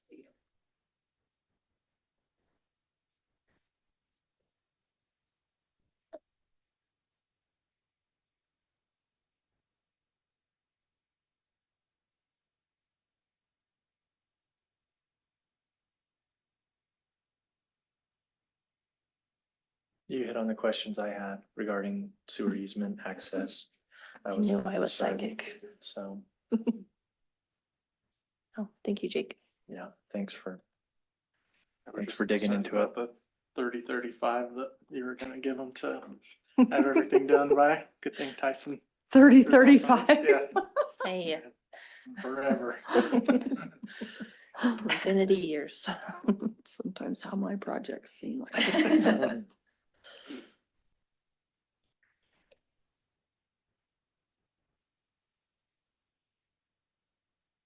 I think it looks good. I mean, Yeah. we're saying they can do it. We've already said they could do, right? That's what it sounds like. Pretty much. I mean, according to what they had for the PUD. Mayor, I'll make a motion. We approve resolution 2026-44, approving the master development agreement for the Willowfield subdivision located at approximately Old Lincoln Highway and Champion Drive. We have a motion by Councilmember Dalton. Is there a second? A second. Second by Councilmember Thomas. All in favor? Aye. Aye. Right. Okay, item number 9 is a public hearing item. It is the consideration of resolution 2026-45, approving the fiscal year 2026 year-end budget amendments and adopting the fiscal year 2026 year-end budget. This will be presented by Aspen Clegg, our finance director, and after her presentation, if there's any members from the community who have additional concerns or comments that they would like to bring to the council, we will invite you to speak on that at that time. But right now, we'll let Aspen speak and present on this item. Okay, council, this is the year-end budget amendments for fiscal year 2026. And so fiscal year 2026 ends June 30th of this upcoming month, and then fiscal year 27 begins on July 1. So after this meeting, we can no longer make budget changes to fiscal year 2026 because you guys will no longer be operating in it and you guys can't vote on it. And so this is just the last changes to the fiscal year 2026. You'll note that a lot of and some of them are substantial. So if you have specific questions about some of them, we can talk about them. But I do feel like it's a little misleading because we are adjusting expenses, but we don't adjust.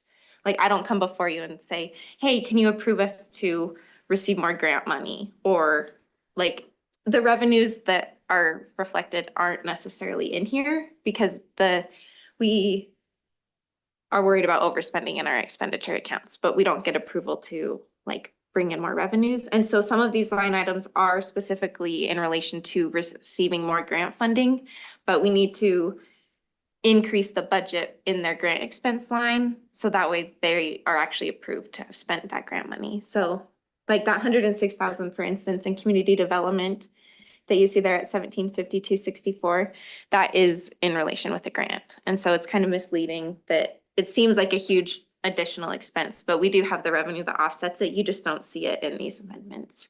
So if you have any specific questions, I'm happy to address them. Otherwise, that's pretty much Where we what are. it is. Okay. Yeah.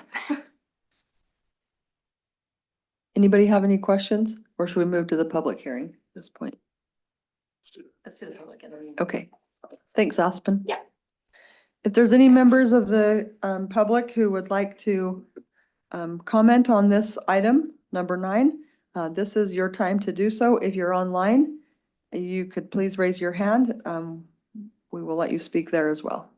Is there anybody here in the audience that would like to speak on this item? Anyone online? Okay. All right, we will close the public hearing for item number 9. And we will now move to a discussion with the council regarding item number 9 and look for a motion.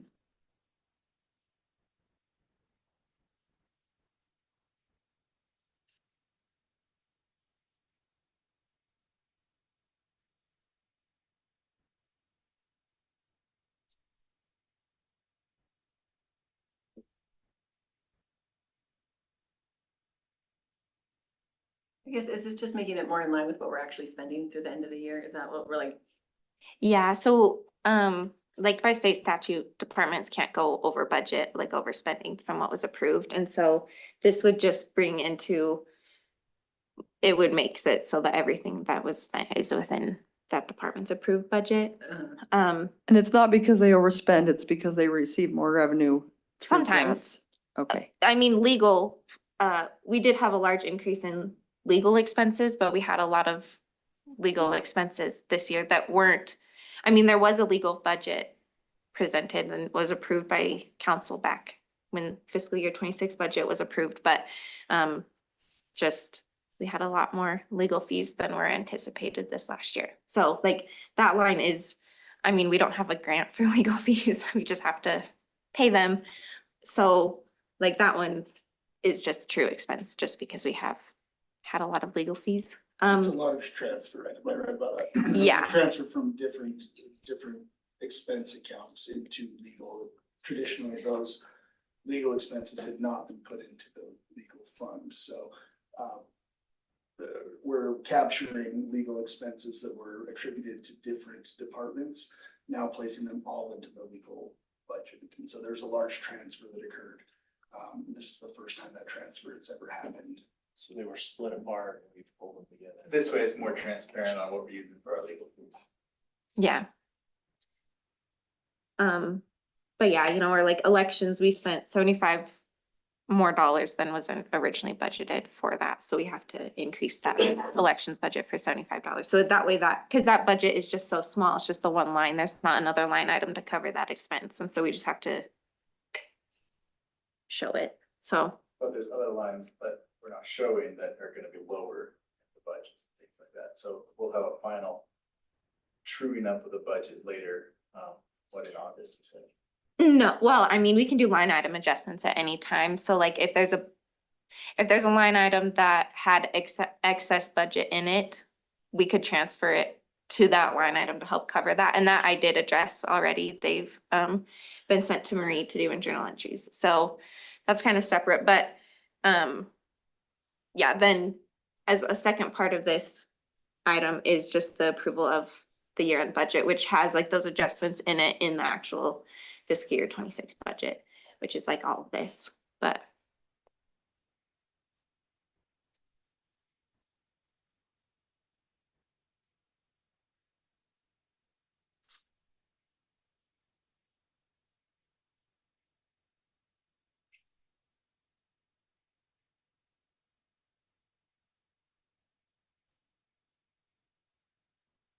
Anybody like to make a motion on this item?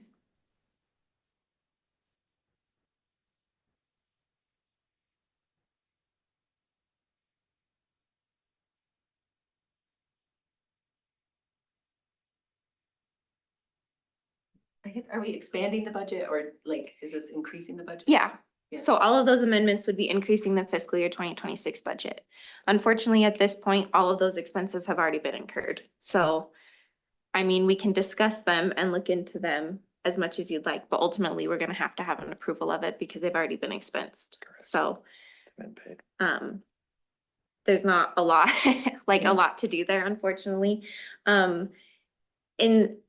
I came in at the partway through this fiscal year. So going forward in fiscal year 27, I would like to come more often with budget amendments as they arise with different things that want to be expensed.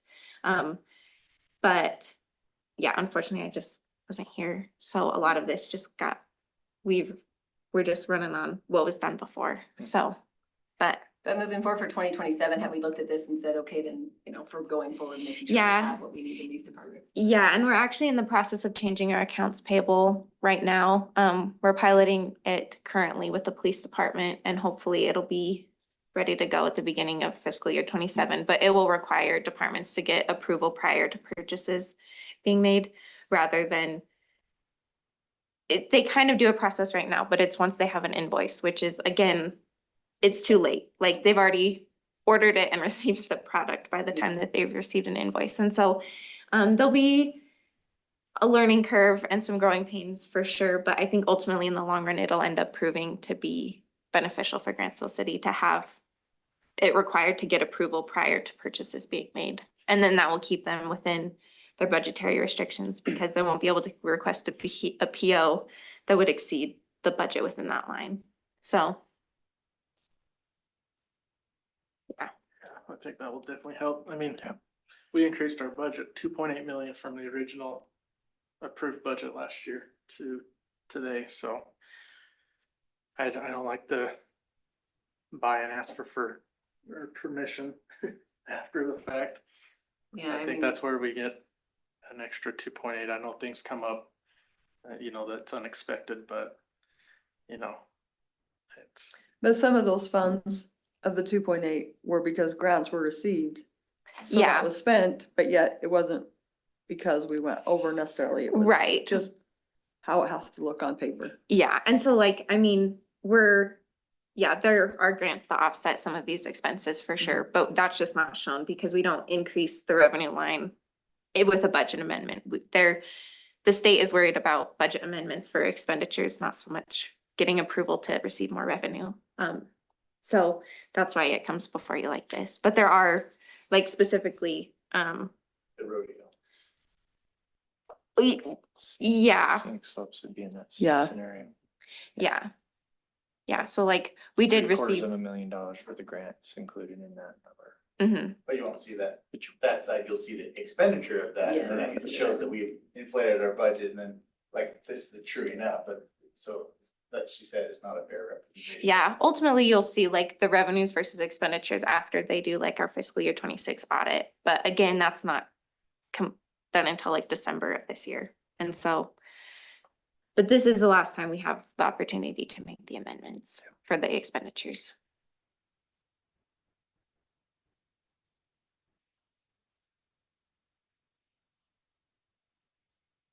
Mayor, I make a motion that we approve resolution 2026-46, approving and adopting the fiscal year, 2026 year-end budget amendments and adopting the fiscal year 2026 year-end budget. Would you restate the resolution number? Yeah, again? sorry, I realized it was on the wrong one, 2026-45. Thank you. We have a motion by Councilmember Skinner. Is there a second? I second. A second by Councilmember Thomas. All in favor? Aye. Right.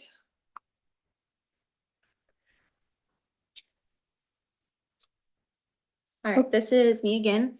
So Hold on just a second. Austin. Sorry. Agenda item, you're fine. Agenda item number 10, also a public hearing item.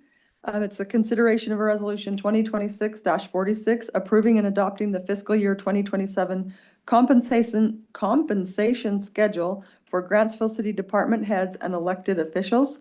It'll be presented by Aspen Clegg, the finance director. And after her presentation, members of the public are welcome to make comments on this agenda item.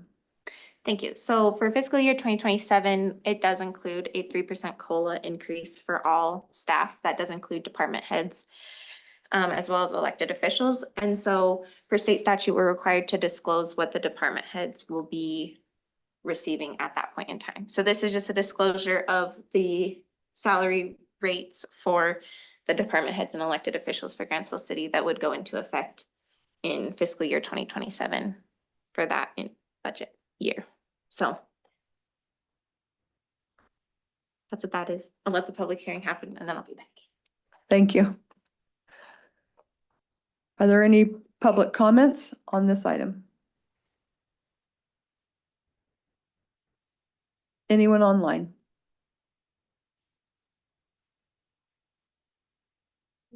No? All right, seeing no comments.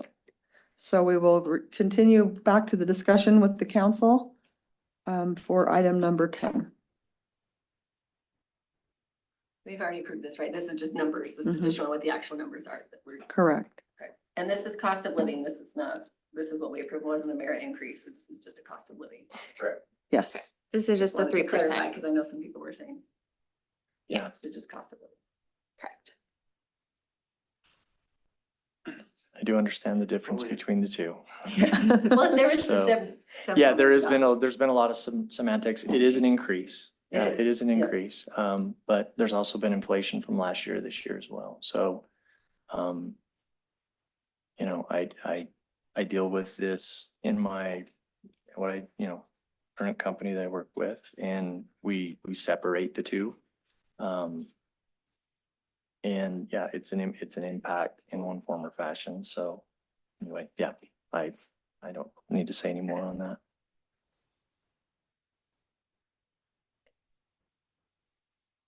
Like I said last meeting, I'm fine with it. I kind of got some of the stuff I wanted, but I just have to say that I don't think that the elected officials should receive anything. I think we just keep ours as is.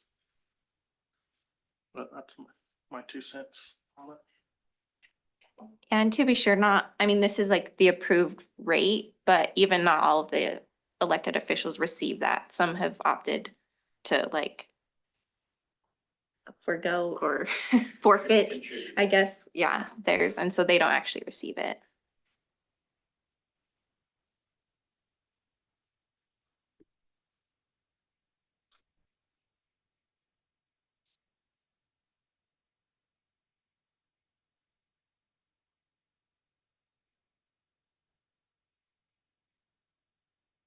So I did the math, it's just the 3% COLA, that's all this is showing, correct? So the first number you'll see is like their current Yeah. compensation. So these are the rates that they're currently paid at. And then the second column would be what their new rate would be with that 3% COLA, which is again, cost of living adjustment Yeah. only, which is the 3% that's been approved for citywide staff to receive. So.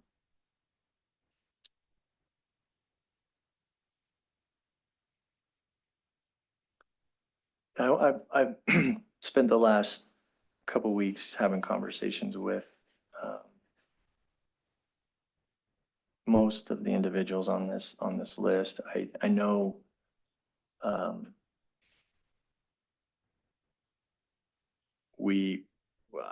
just want to say I appreciate our staff, and especially those that direct the city.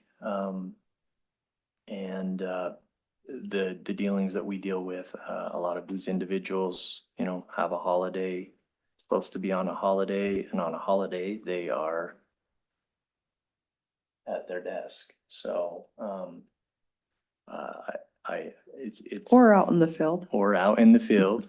And so anyway, I think this at a minimum is an appreciation factor. We're dealing with, you know, costs of livings and other things that, you know, come into play. This is appreciation. I feel like this is something we needed to do just to, even in that setting, to show that. So anyway, that's all I have to say on it. The staff is appreciative of that.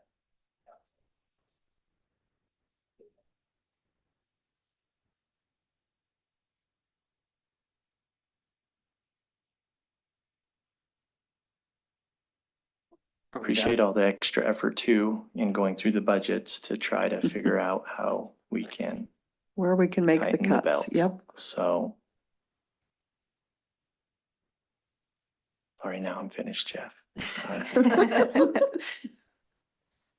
So is the public comment done? We just need a motion.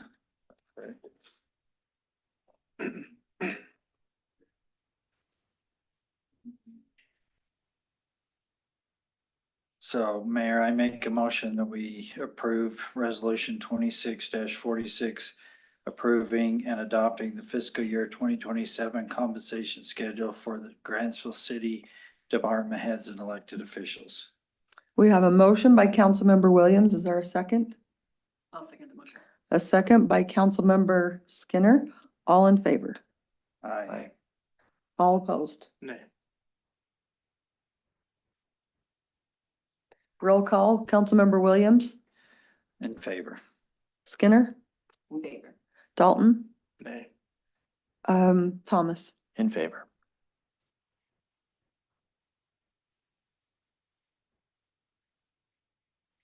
Okay, item number 11, a presentation of property tax impact schedule.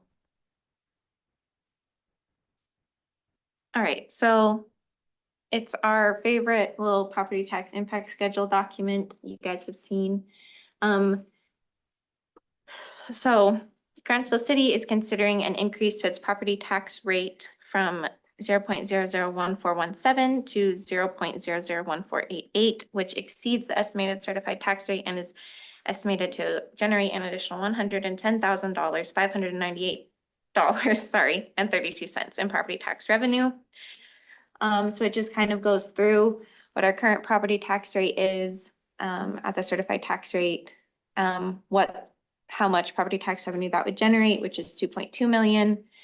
The proposed revenue with the tax change would be 2.3 million, which is that increase of 110,000. So it's a 5% property tax increase rate, and it equates to approximately $1.83 per month for residential for the average home. And that again would be going to fund a Parks and Recreation employee to accommodate for scenic slopes coming online. And Desert Edge. And Desert Edge, yes. Yes. And the Veterans Park. And the Veterans Park. So anyway, so we just have to read that and disclose it and announce it and present it. So nothing really to do with that one. Just a presentation? Yep. Okay. All right. Item number 12 is also a public hearing item. It is the consideration of resolution 2026-49, approving the 2026 update to the Grantsville City Transportation Master Plan. Oh, wait, we missed. Oh, Sorry. so I got two papers and I have a different item, sorry. 2020, item number 12, consideration of resolution 2026-48, approving and adopting the fiscal year 2027 interim budget and acknowledging the fiscal year 2027 property tax impact schedule. So this is would be the interim budget for fiscal year 2027 for us to operate on beginning July 1. The truth and taxation will go through, citizens will receive the notice of it when they get their tax valuation notice in July from Twilla County. And then we'll do our truth and taxation hearing in August. And then at that point, depending on your guys' decision to adopt a new property tax rate of the 5% or lower, at that point, we would adjust. So this interim budget does have the property tax, the additional revenue proposed with the rate, as well as the expenses separated out into separate line items. So that way it does not perceived in our operating budget that funding is available yet. So depending on what happens in August and your decision at that point, we would either do a line item adjustment to move that budget into a usable line, or it would just sit there untouched until the year end, being as that we didn't receive any additional revenue if you guys opted for no increase in August. So this one just has it explicitly separated out, so that way it is not confused for any staff that they think that budget is available for use. So. Is that the difference on what we were voting? Because we voted to approve it last time, the interim budget, right? So the tentative. Tentative. Yeah. Interim. Oh, So- Does it feel like this is like Groundhog Day? Technically, you should have adopted the tentative budget at the very beginning when we presented it, because that would just be tentative till now that we adopt the interim budget. Okay. Yeah, so the interim budget, and this is new this year as well from the state of Utah, from the tax commission. And so in years past, they have if they go through truth and taxation, they would adopt a tentative budget. But there's been a lot of changes for transparency and truth and taxation processes that have gone into effect this year. And so we have to be very clear and use the new terminology that it's an interim budget, not a tentative. So this is the interim budget that we will be operating on until we would adopt a final budget in August after the truth and taxation. But Yeah. nothing in this budget has changed other than we're calling it the word interim. Yes, it's the word interim, and then it does have the potential additional revenue and that corresponding expense in separate line items. Yeah, Separated based on whatever decision is made. Okay. correct. And so like I went into our chart of accounts, created new general ledger accounts, and so all of it's like official now, and it does have it separated out in this budget. But that's the only change that has occurred since the last one you saw. Unless there's some increase you want to put on there right now for some of their projects that you thought. Or we can do an amendment Yeah. after July. So, Okay, thank you, Aspen. We'll go to our, the public comment section of item number 12. So if you have any comments and you would like to bring those to the council's attention, please come forward at this time, or if you're online, please raise your hand.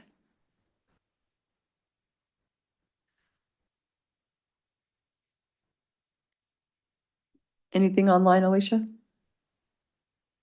Okay, all right, we'll close the public comment for item number 12 and continue with a discussion with the council on this resolution. I don't have more questions. That was all my questions. All right, I don't either. okay. All right, we just need a motion.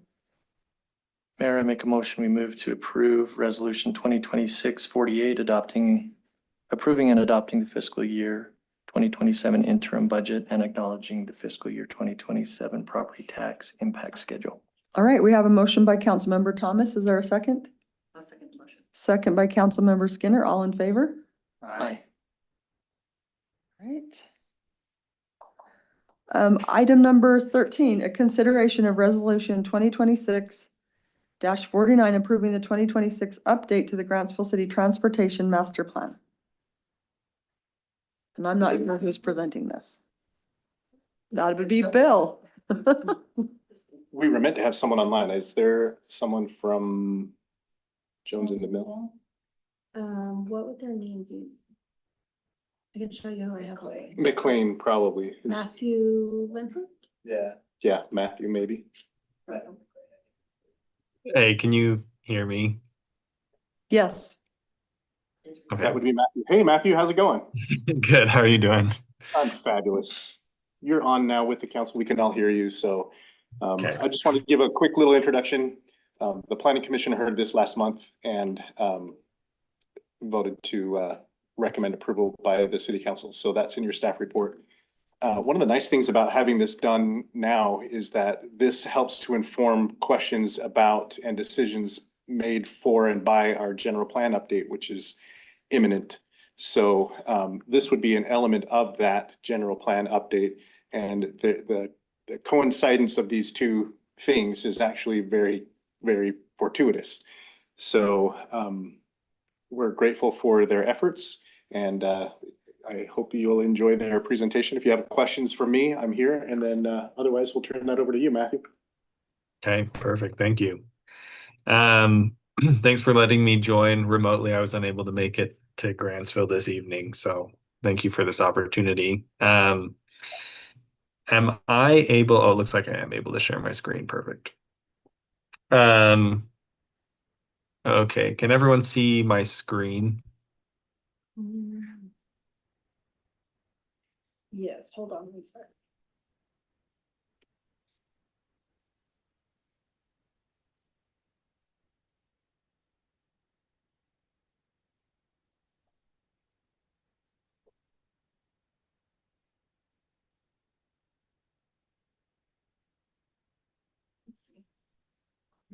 We can see it. It's just kind of a funny view. Okay. Am I good to Yeah. start presenting? Okay. So we've been working with the mostly city staff for about a year now to get this updated. As was mentioned, this will be a part of the general plan. So this website here will be put on the city's website. And this has all of the data from the plan. So it has a report. It has all of the maps that we created with the plan, as well as some other information. I believe McLean has already presented to the council. I believe that was in April or May. And so I'll keep this fairly brief unless there are questions. But if you go to this website, you can click on this button to get to the master plan report. This is the actual document that's being adopted as part of the general plan. Currently on the website, it is in a draft format just because it hasn't been adopted. Once it gets adopted, we will finalize that. It'll have all of the same information, all the same wording. It'll just be finalized rather than in a draft format. And then on this website as well, there's these different tabs at the top. I'll just briefly go through them. This tab just gives some information about Grantsville and some information about why the study was done, why this amendment and update to the Transportation Master Plan was completed. This tab has socioeconomic information on Grantsville from the census. This is information that we used to determine future growth rates in future planning. So you can have that for reference there. And then I'm going to skip the maps for a second. If you go to this documents tab, it has links to the city code, city land use ordinances, the general plan for the city, and then also the master plan report. And then this master plan appendix button, that will have PDF copies of all of the maps in this online website. And then this last tab is just a definitions page that gives some definitions for words that are used throughout the plan. Okay. Any questions before I hop into the maps? Okay, perfect. So a lot of these maps are looking at the existing road network, and then a lot of the other maps are looking at the future build out road network. So if you look on the Left side of the screen, this is UDOT's classification of roadways in Grantsville. I'll zoom in. And it's classified by arterial, collector, and local roads. Arterial being the highest priority, so the UDOT roads mostly right now, and then collector roads are medium priority roads, and then local roads are lower priority roads, meaning they have lower volumes, they have lower speeds. They're more for slower local traffic. On the right, you can see the future functional classification network. So this is all of the proposed locations of future collector and arterial roads. This was a critical aspect of the plan in determining where those collector roads are going to be to ensure that in the future we have good movement of traffic. There's not a lot of congestion. The roads stay safe, and that development occurs in a plan as the city would like development to occur. Any questions on this map?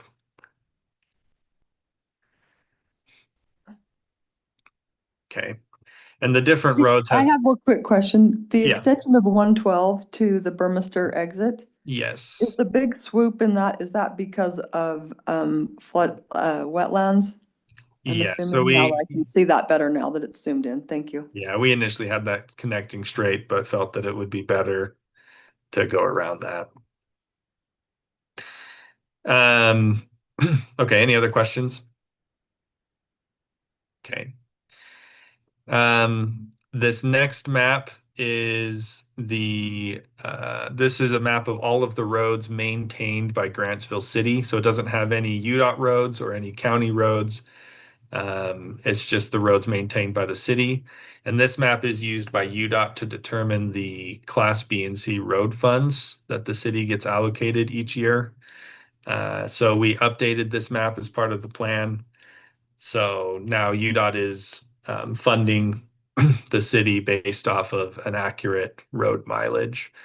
And we would recommend continuing to update this map every year.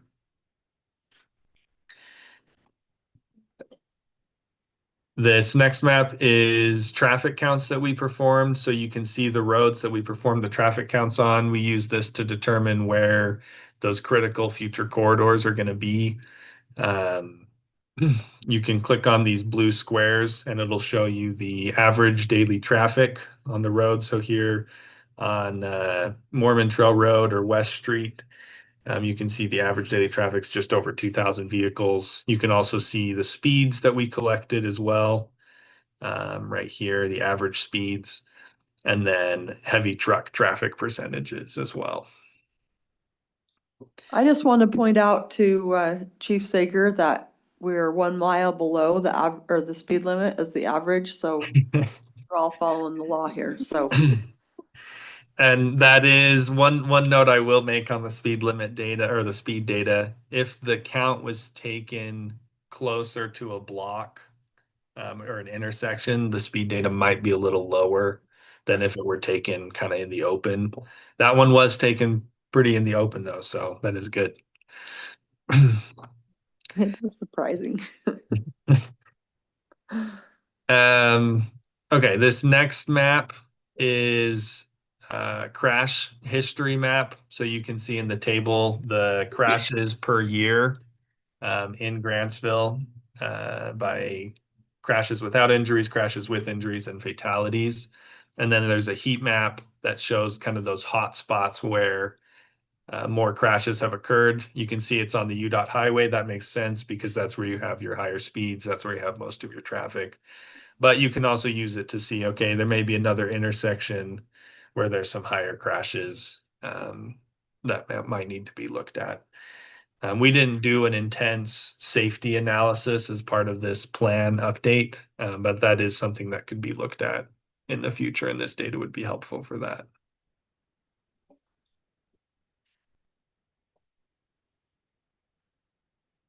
This active transportation plan, this just shows existing multi-use bike and pedestrian trails and planned future multi-use trails.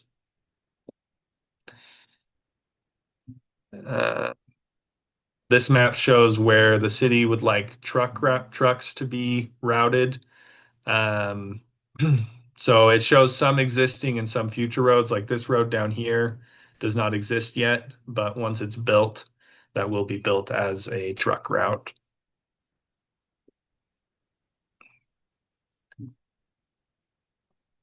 As part of the plan, we did an assessment of the existing pavement condition for every road in the city. So you can see here, there's a grade on a scale of 0 to 100. It's kind of like school. The higher you are, the better your grade is. And so the greener the road, the better condition it is, the redder it is, the worse condition it is. And so we have each road, we completed that assessment. You can click on the specific road and see the specific detailed grade.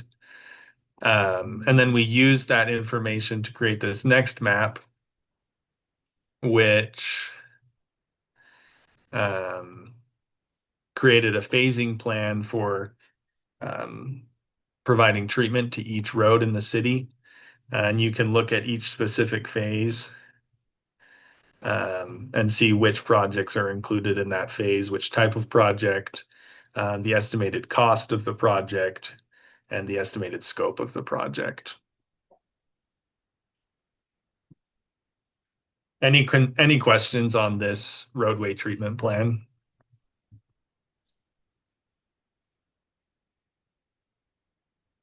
Okay. It's a really good tool for transparency, to help inform the public to make them know that the city is aware of certain concerns with existing pavement condition and that there is a plan in place. Okay, so this is the transportation improvement plan. So this just shows the critical corridors to be built in the future. So we did a traffic model that went out to 2050, and we determined which roads are critical to be built by 2050. And you can see we've divided it into 3 phases.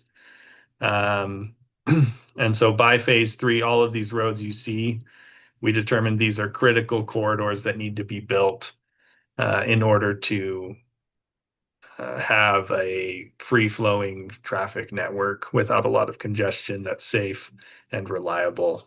And you can click on each road here in the map to see how many lanes we anticipate it will need to have, and then who would be responsible for building that road when it comes down to it. Then these last maps are level of service maps. So this just shows with the traffic modeling how well the roads are functioning. So this is the existing map. 2025, you can see there's, just like with the pavement condition, red is worse, green is better. You can see the highways are a little congested on the east side of the city.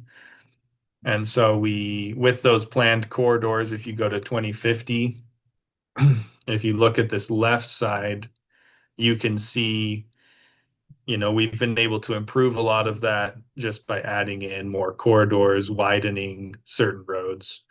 Like the highway, we recommend that should be widened. And then you can see on the left, this is if it's improved, and on the right, if it's not improved, what it will look like. So this just creates a tool for the city moving forward to know what are the critical corridors.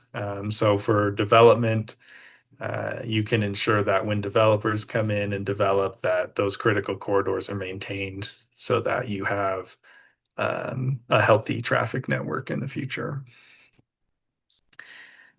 So that's the bulk of the plan. Those are the maps that we created as a result of all of the data.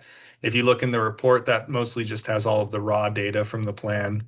It's about, 70 pages, I think. So, it's only 50 pages. Nice. So, but if you want to read through the raw data of the report, you can look at that as well. But any questions for me? Any questions? Thank you for your presentation. Yeah, thanks for the opportunity to work on this project. It's been a good project.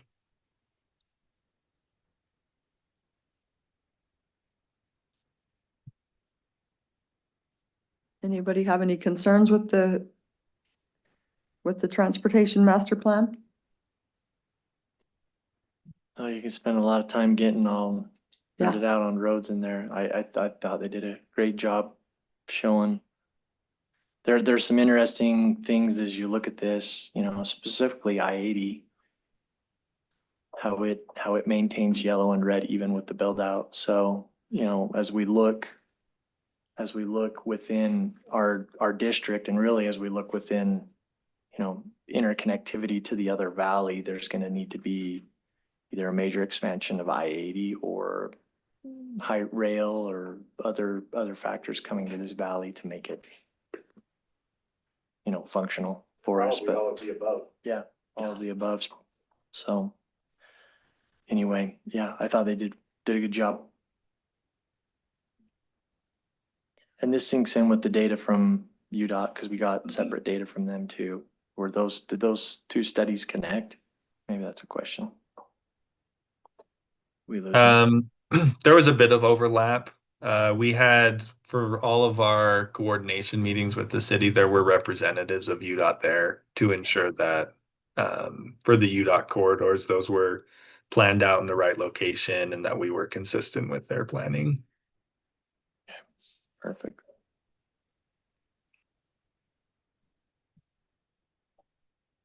Yes, Matthew, two things I've noticed that we probably need to have you update is on this map, the level of service, the 112 going north needs to be readjusted to the right location like you had on the original, the first. Oh, And then probably in the truck route, since you had the deep North Depot Road added there, you probably would want the 112 going north to Burmester, that same one added to the truck route. okay. Yeah, that's something, those are some updates we can make.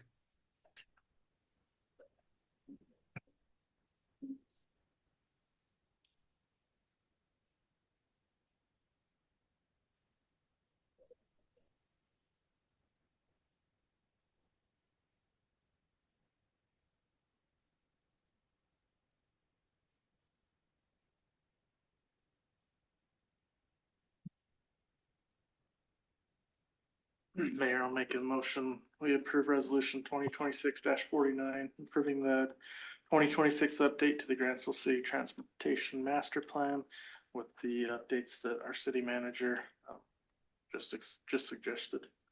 Okay, we have a motion by Councilmember Dalton. Is there a second? I second it. A second by Councilmember Williams. All in favor? Aye. All right.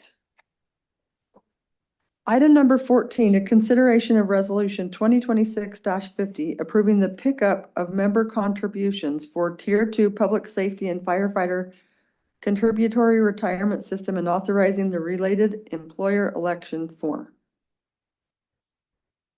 That should be online.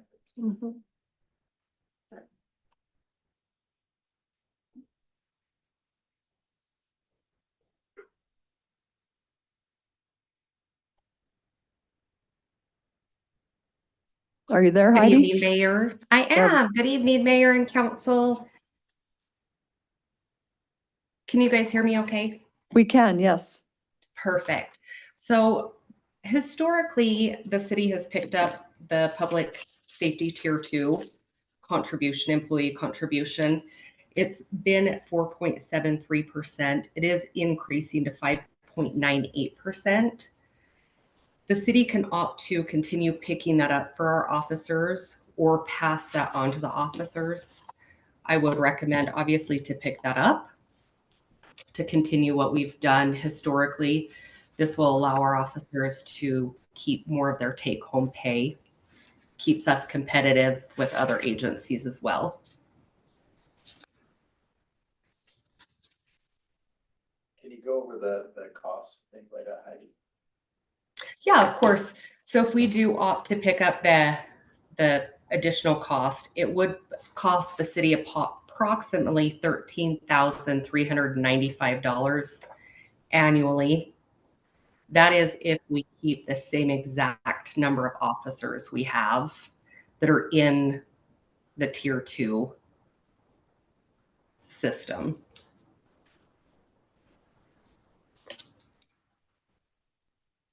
I did look at what other cities are doing.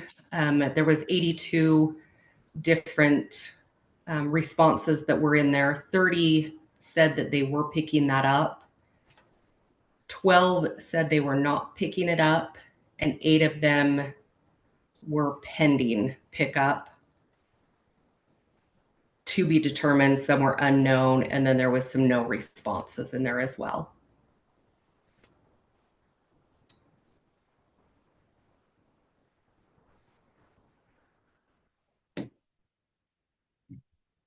And just so you guys are aware, this isn't an additional benefit or a new benefit. It is that the city has been doing since, well, 2020 was when I went back to, we were at 2.27%.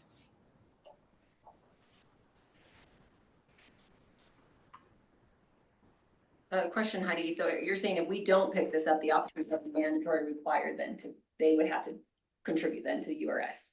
They would be. Yes, that is correct. And from what I. And they cannot opt out. Yes, okay. This is the, other states do this where you force the officers to contribute to the URS system, and it's mandatory. They don't have a choice. It takes it out of their pay.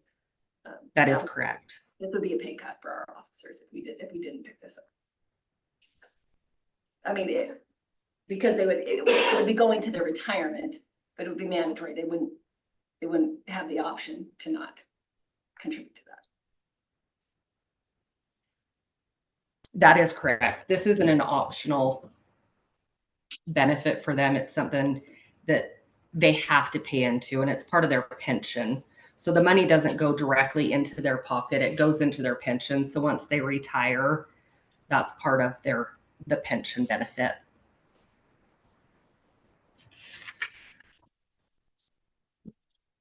So I assume we don't have this increase in our new budget that we've worked on, correct?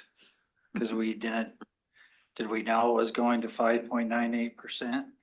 As Sorry, Heidi can talk in a second, but no, so it's not in the current interim budget that you guys approved earlier. I mean, we have budget for police officers for their benefits and stuff, so we'll be able to pick it up immediately. But I actually have an email drafted to Heidi right now to just get together with her to get, if it's approved, to get the official amount, and then I would come to you at our first meeting in July with that budget amendment. So it'd be like the July 15th meeting, but. And Heidi said it'd be around $13,000. Yeah, yeah. She said if we don't pick up any more officers, but we haven't approved any more officers this year, so. Correct. So we would only be budgeting for the current staffed officers at this time, because there wasn't any approved increases for additional staffing, so. They sent us this number, so it's not like we received any earlier, otherwise we would have put that in the budget. Yeah. Is this a typical increase year to year type thing? Is this, How do you want to give the background on how URS comes up? yeah, give us a little retirement history on that program? Yeah, of course, yeah. So in 2020, 2021, it was 2.7%. 2022 was 2.59. 2023 was also 2.59. 2024, it jumped to 4.73. 2025, 4.73. And then it jumped up again to 5.98. So we're looking at like a 1.2. 1.25% increase. Yeah. Yes.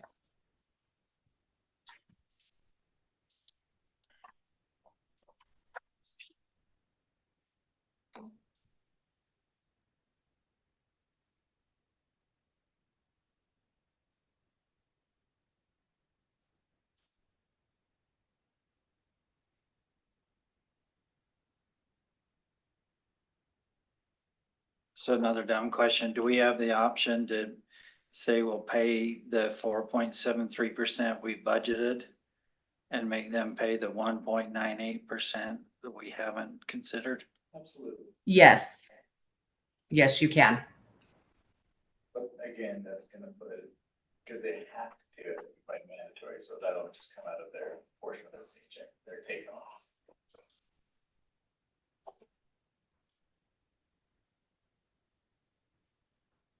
This is something that's straight across the board, whether it be to public safety or tier 2 or public employees tier 2 as well.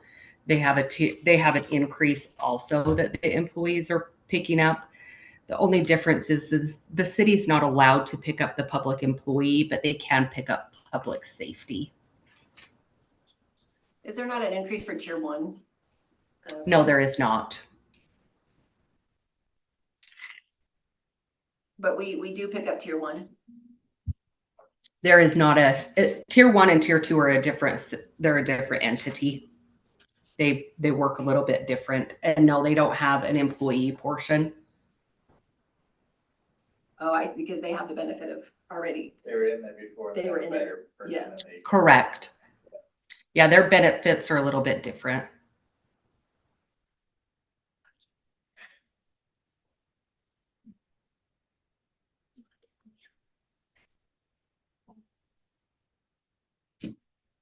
I think it's probably a good thing. I think the timing's crappy because we've spent 3 months hashing out a budget and then the night of approval. So that's just my feelings. Well, and I mean, everybody who knows mine is transparency. Obviously, my husband's in law enforcement, so I mean, he's Grantsville Public Safety, so.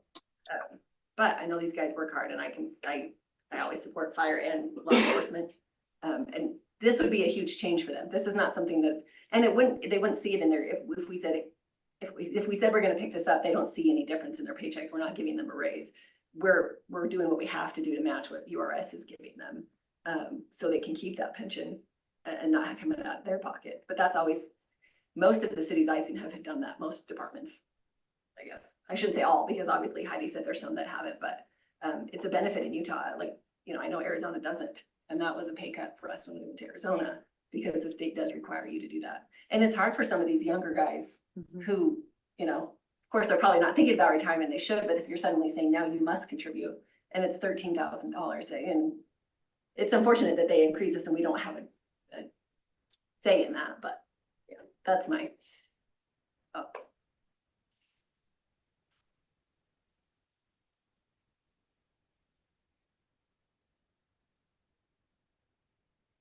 Yeah, I mean, if you look at the numbers, what other people are doing, you've got 30 that are saying, yes, we're picking it up. And you have 8 who are pending and 12 who say, no, we're not picking that additional up. So for the 12, are you saying they're just keeping the 4.73 and they're making the officers pay the difference? Correct.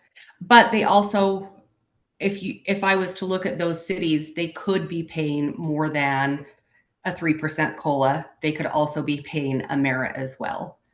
So it's hard to compare kind of apples to apples on this.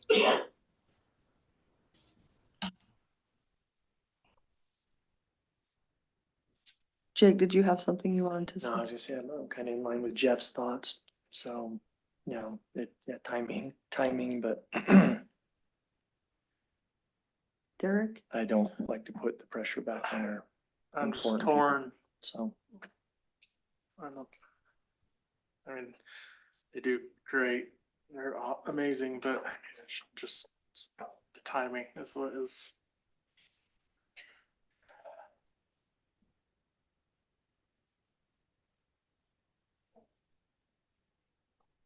yeah, timing, but I also don't feel it should be put on their shoulders, in my opinion.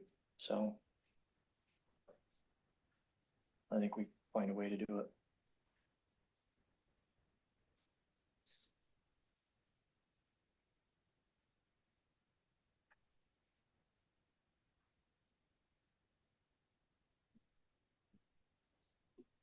Mayor, I move that we approve resolution 2026-50, approving the pickup of member contributions for tier 2 public safety and firefighter contributory retirement system, and authorizing the related employer election form. We have a motion by Councilmember Skinner. Is there a second? I second. We have a second by Councilmember Thomas. All in favor? Aye. Aye. Aye. All opposed? Nay. Okay, we'll do a roll call. Councilmember Thomas, Aye. Dalton, Aye. Skinner, Williams. Nay. All right. Moving on to And I'm item, only saying nay because of, I would agree to the 4.73 that we budgeted. It's just the additional. So just wanted to state that. okay, thank you.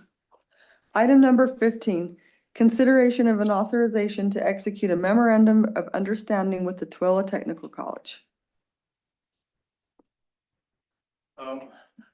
I'll speak a little bit. We have the Jess Clifford with the technical college here. Thanks, Jess, for sticking with us this whole time. We do appreciate that. With the budget cuts, we did cut the technical college for the small business amounts. We were contributing $20,000 to that small business alliance. We cut that down to 5,000. And so this is the updated memorandum to clarify that and put it as a yearly review is what we've agreed to, and they've agreed to make that change. And so they're going to come now yearly to us and kind of, again, depending on how much growth we see as a city from residential to our a retail type thing and industrial, maybe we can up that number in the future, because we do want to recognize that that the contribution that they have to the small businesses and what they bring to Grantsville is huge. And we want to keep that program going unless the council directs otherwise. But staff feel that that's a very important program for our small businesses and their contribution to that. So we didn't want to exclude that entirely. And so if you have any questions about the Small Business Alliance, Jess is here to answer those. Otherwise, the memorandum is just going to be changing it and reducing it from the 20,000 to the 5,000 and then to a yearly basis.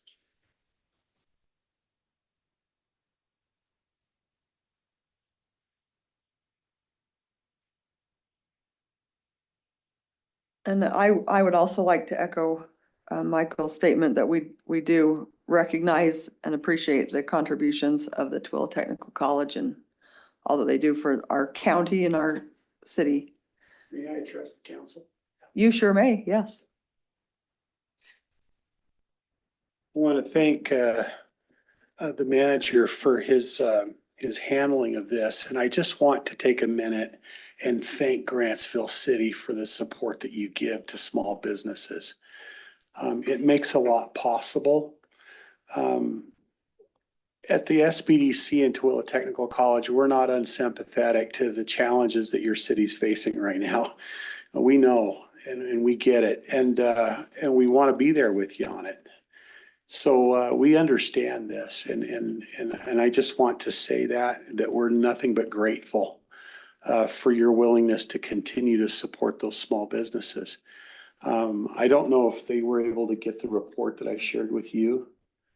Not yet. Okay, I brought copies. I'll leave them with the manager to give you an idea of what the impact has been since we started in 2018 in Grantsville City specifically. So you can see that. I don't share that with you as any kind of leverage or anything, but I come every year in the fall to report on our impact, and I'm looking forward to doing that again this year. But I just want to say thank you, and I'll leave this information with you that might be helpful to you, and wish you well. We want to be a part of the solution in any way that we can for the challenges that you're facing. And we're fully confident that those are going to be resolved and look forward to future partnerships. So thank you again. Thanks, Jess.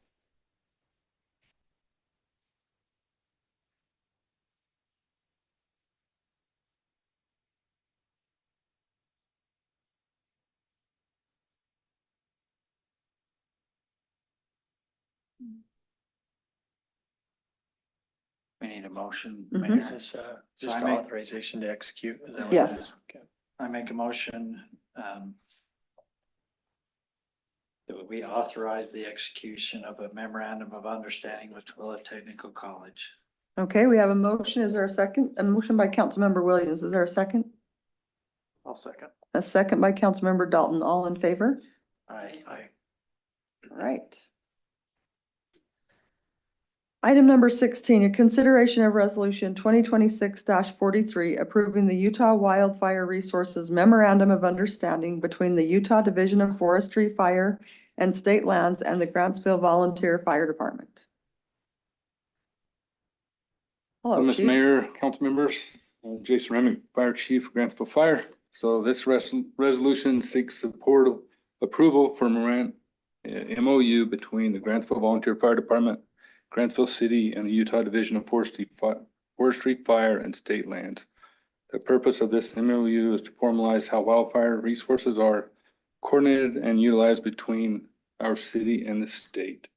So this should have come in with, I just lost my train of thought.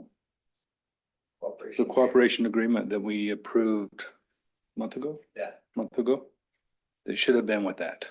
So it's just an addition to that. So it's how we work with the state, and when we go out on the wildland fires, they pay us. That's what I was curious. I was like, I think we nailed this one, but. it Yeah, sounded they like- didn't send this extra document. So Yeah. Okay. So we're just seeking approval for the mayor or city manager to sign it, send it back to state. We do this every year, right? It's annual. Yeah. Any discussion? Mayor, make a motion, we move to approve resolution 2026-43 approving the Utah Wildfire Resources Memorandum of Understanding between the Utah Division of Forestry, Fire, and State Lands and our fabulous Grantsville Volunteer Fire Department. We have a motion by Councilmember Thomas. Is there a second? Second by Councilmember Skinner. All in favor? Aye. All right. Agenda item number 17 is council reports. We'll start with Jake. I'll go quick. Update on, obviously, the Memorial Park is moving forward, in anticipation of trying to get that closer to being finished by the 4th of July. I don't know if we'll reach that or not, but the name walls have been poured, the plinth, has been, foundation has been poured, and then they were in the process of laying out the Purple Heart. And so, progress moving along well on that. It's looking great. I had something that I was gonna address specifically on that, but now I can't remember what it was, but, yeah, that first phase is moving there. We're gonna have some challenges after we achieve that first phase and kind of where we go next. But getting those primary components in is moving forward. I know that is exciting for many who have a lot of time in. We've seen some preliminary, they're going to have a miniature version of the statue. And I believe they'll have that for the 4th of July, so you can see that. We started the clay process, and he brought that to one of the meetings. Specifically, it's gonna fit in Grantsville. It looks Grantsville, so so you'll get to see. I know they've got renderings of it, but it's amazing the amount of detail that goes into creating a statue, right down to measuring the firearm, the length of the firearm, how, and this is all modeled after individuals. And so really going to be a neat feature. You'll get to see what the statue will look like for the 4th of July. They'll have that in the booth. So encourage people to take a look at that. We've had several discussions regarding the use of the park and to report that is moving forward. More information to come on that, probably following another report after some internal meetings. We had our first economic development meeting. Thanks to all those that were involved in that, and pushing that further forward, and growing that to try to ensure we're supporting, we're doing a better we're looking for a better opportunity to hopefully lower the taxes that are issued to individuals and try to help more businesses come in and help carry some of that burden for our residents. So that's encouraging and moving forward. So lots of good stuff. All right, thanks, Jake. Dark. Not much. I did just kind of have a question. I was at Scenic Slopes and it looks great, by the way. It's amazing, but it's still an active construction zone. And so my question was, I saw about 10, 15 kids using that pump track. And I didn't know if we were trying to get them off, avoid it, or what are we on that? I just feel like there might be a liability with. You think? Yeah. Yeah. It's You're not the real only one. popular already and it has been discussed multiple times in the Scenic Slopes Park review Yeah. meetings. It's It's there. Enforcing it. It, I guess yes. we could put an entire fence around it right now, but the liability is on the contractor, because we have instructed him to fence it off or put a barricade or some sort of blockage there, but he's, again, hasn't done that. We could, the council really wants us to get it to put in the fence, that might cost more money to do it around the entire park. Or you do enforcement, but then how do you enforce that 24/7? So. I mean, it's great it's being used, but I saw it and I was just like, I don't "Ooh, man." disagree. I We- don't have that I've same. We been all there twice. concerned. The 2 times I've been there, 20 individuals, and I say, hey guys, you're not supposed to be out here. And they're just, I mean, tell them go home and look at your tablets, right? Like you're out here using something that we're building. Yeah, I appreciate you brought it up, because I had the same concern. I can look into it more and see if we get the contract. And we just reiterate it again and get it on the record that we have a concern there. I mean, So, it's encouraging to see all those kids there. It's gonna get used, so. yeah, it'd be nice if we could just get that area finished. So, That's all. It is looking good though. It isn't is it? looking good. It's Yeah. amazing. Brittany. Not much on mine. We did Tulare County Board of Health. We met last month in Wendover, which was fun. We all drove out there. Well, Eric Stromberg flew out there, but so it was fun. It was fun to go out to Wendover. And the Tulare County Board has, from what I've learned, they have a lot of resources. Like they have a dentist office there that I didn't know. People, so I don't know, citizens of Grantsville know you can go get low cost. I don't know all what they have, but they actually have a dentist office at the Board of Health. So that was interesting. They just talked a little bit about the measles, how they're containing that and things like that. They're getting ready to do their big assessment. The Board of Health is now doing their data gathering. We also joined the Utah Wellbeing Project. They were kind of pushing us to do that, which sounds like Grantsville did great. I haven't got the data back on that yet, but we put that out very quickly because they were wanting us to do that, but it sounds like overall it was positive. We got a good response from the citizens. So I think we'll meet again next month and get an update. Great. Jeff.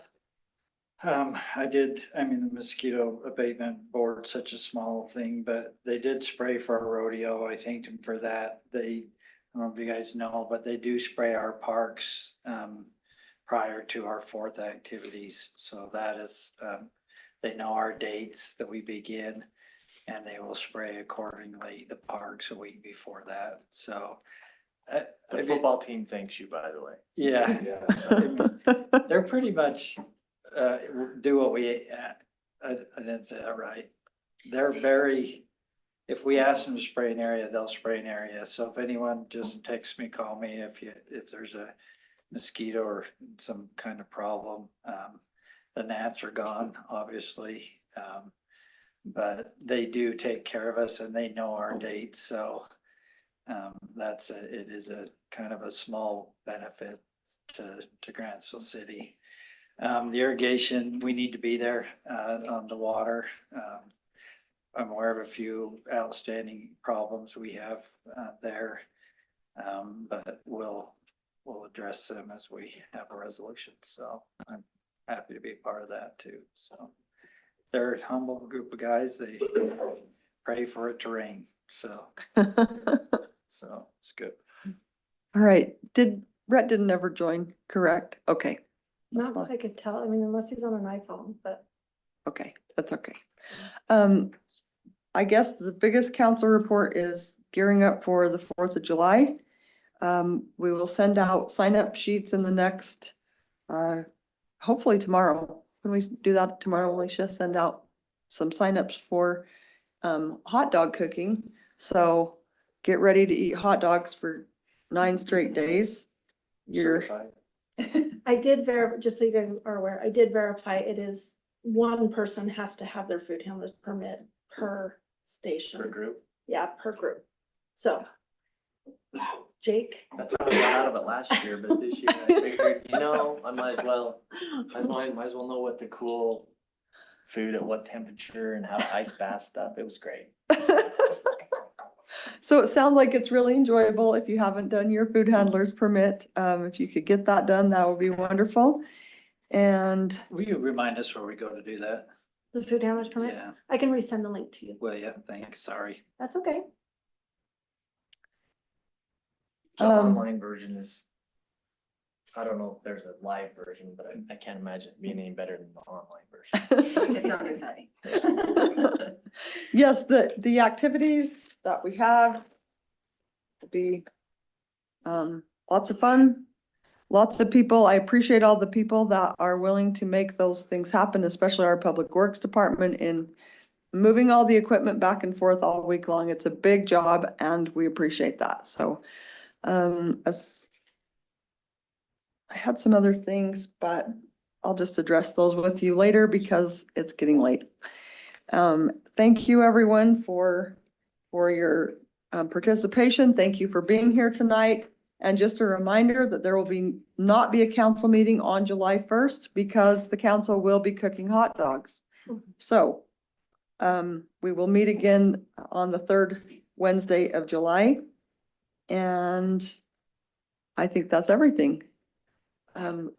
Michael, do you have anything you need to add tonight? No, I think you covered most of the stuff I had. Okay. Tyson, Alicia, anybody else on the city staff? Bill, Aspen, Christie?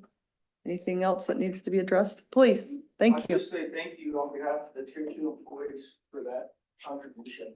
I think we have 11 officers, and tier 2 is July 1st, 2011. After that date is when they are certified, and they also have to work 25 years instead of 20 and less retirement. And some cities are like picking up a little bit more in 401k and stuff to offset it. So it is like apples to apples. It's hard to compare, but they will appreciate it, and I do as well.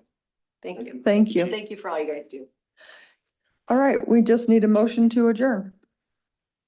Mayor, I make a motion, we adjourn. I second the motion. All in favor?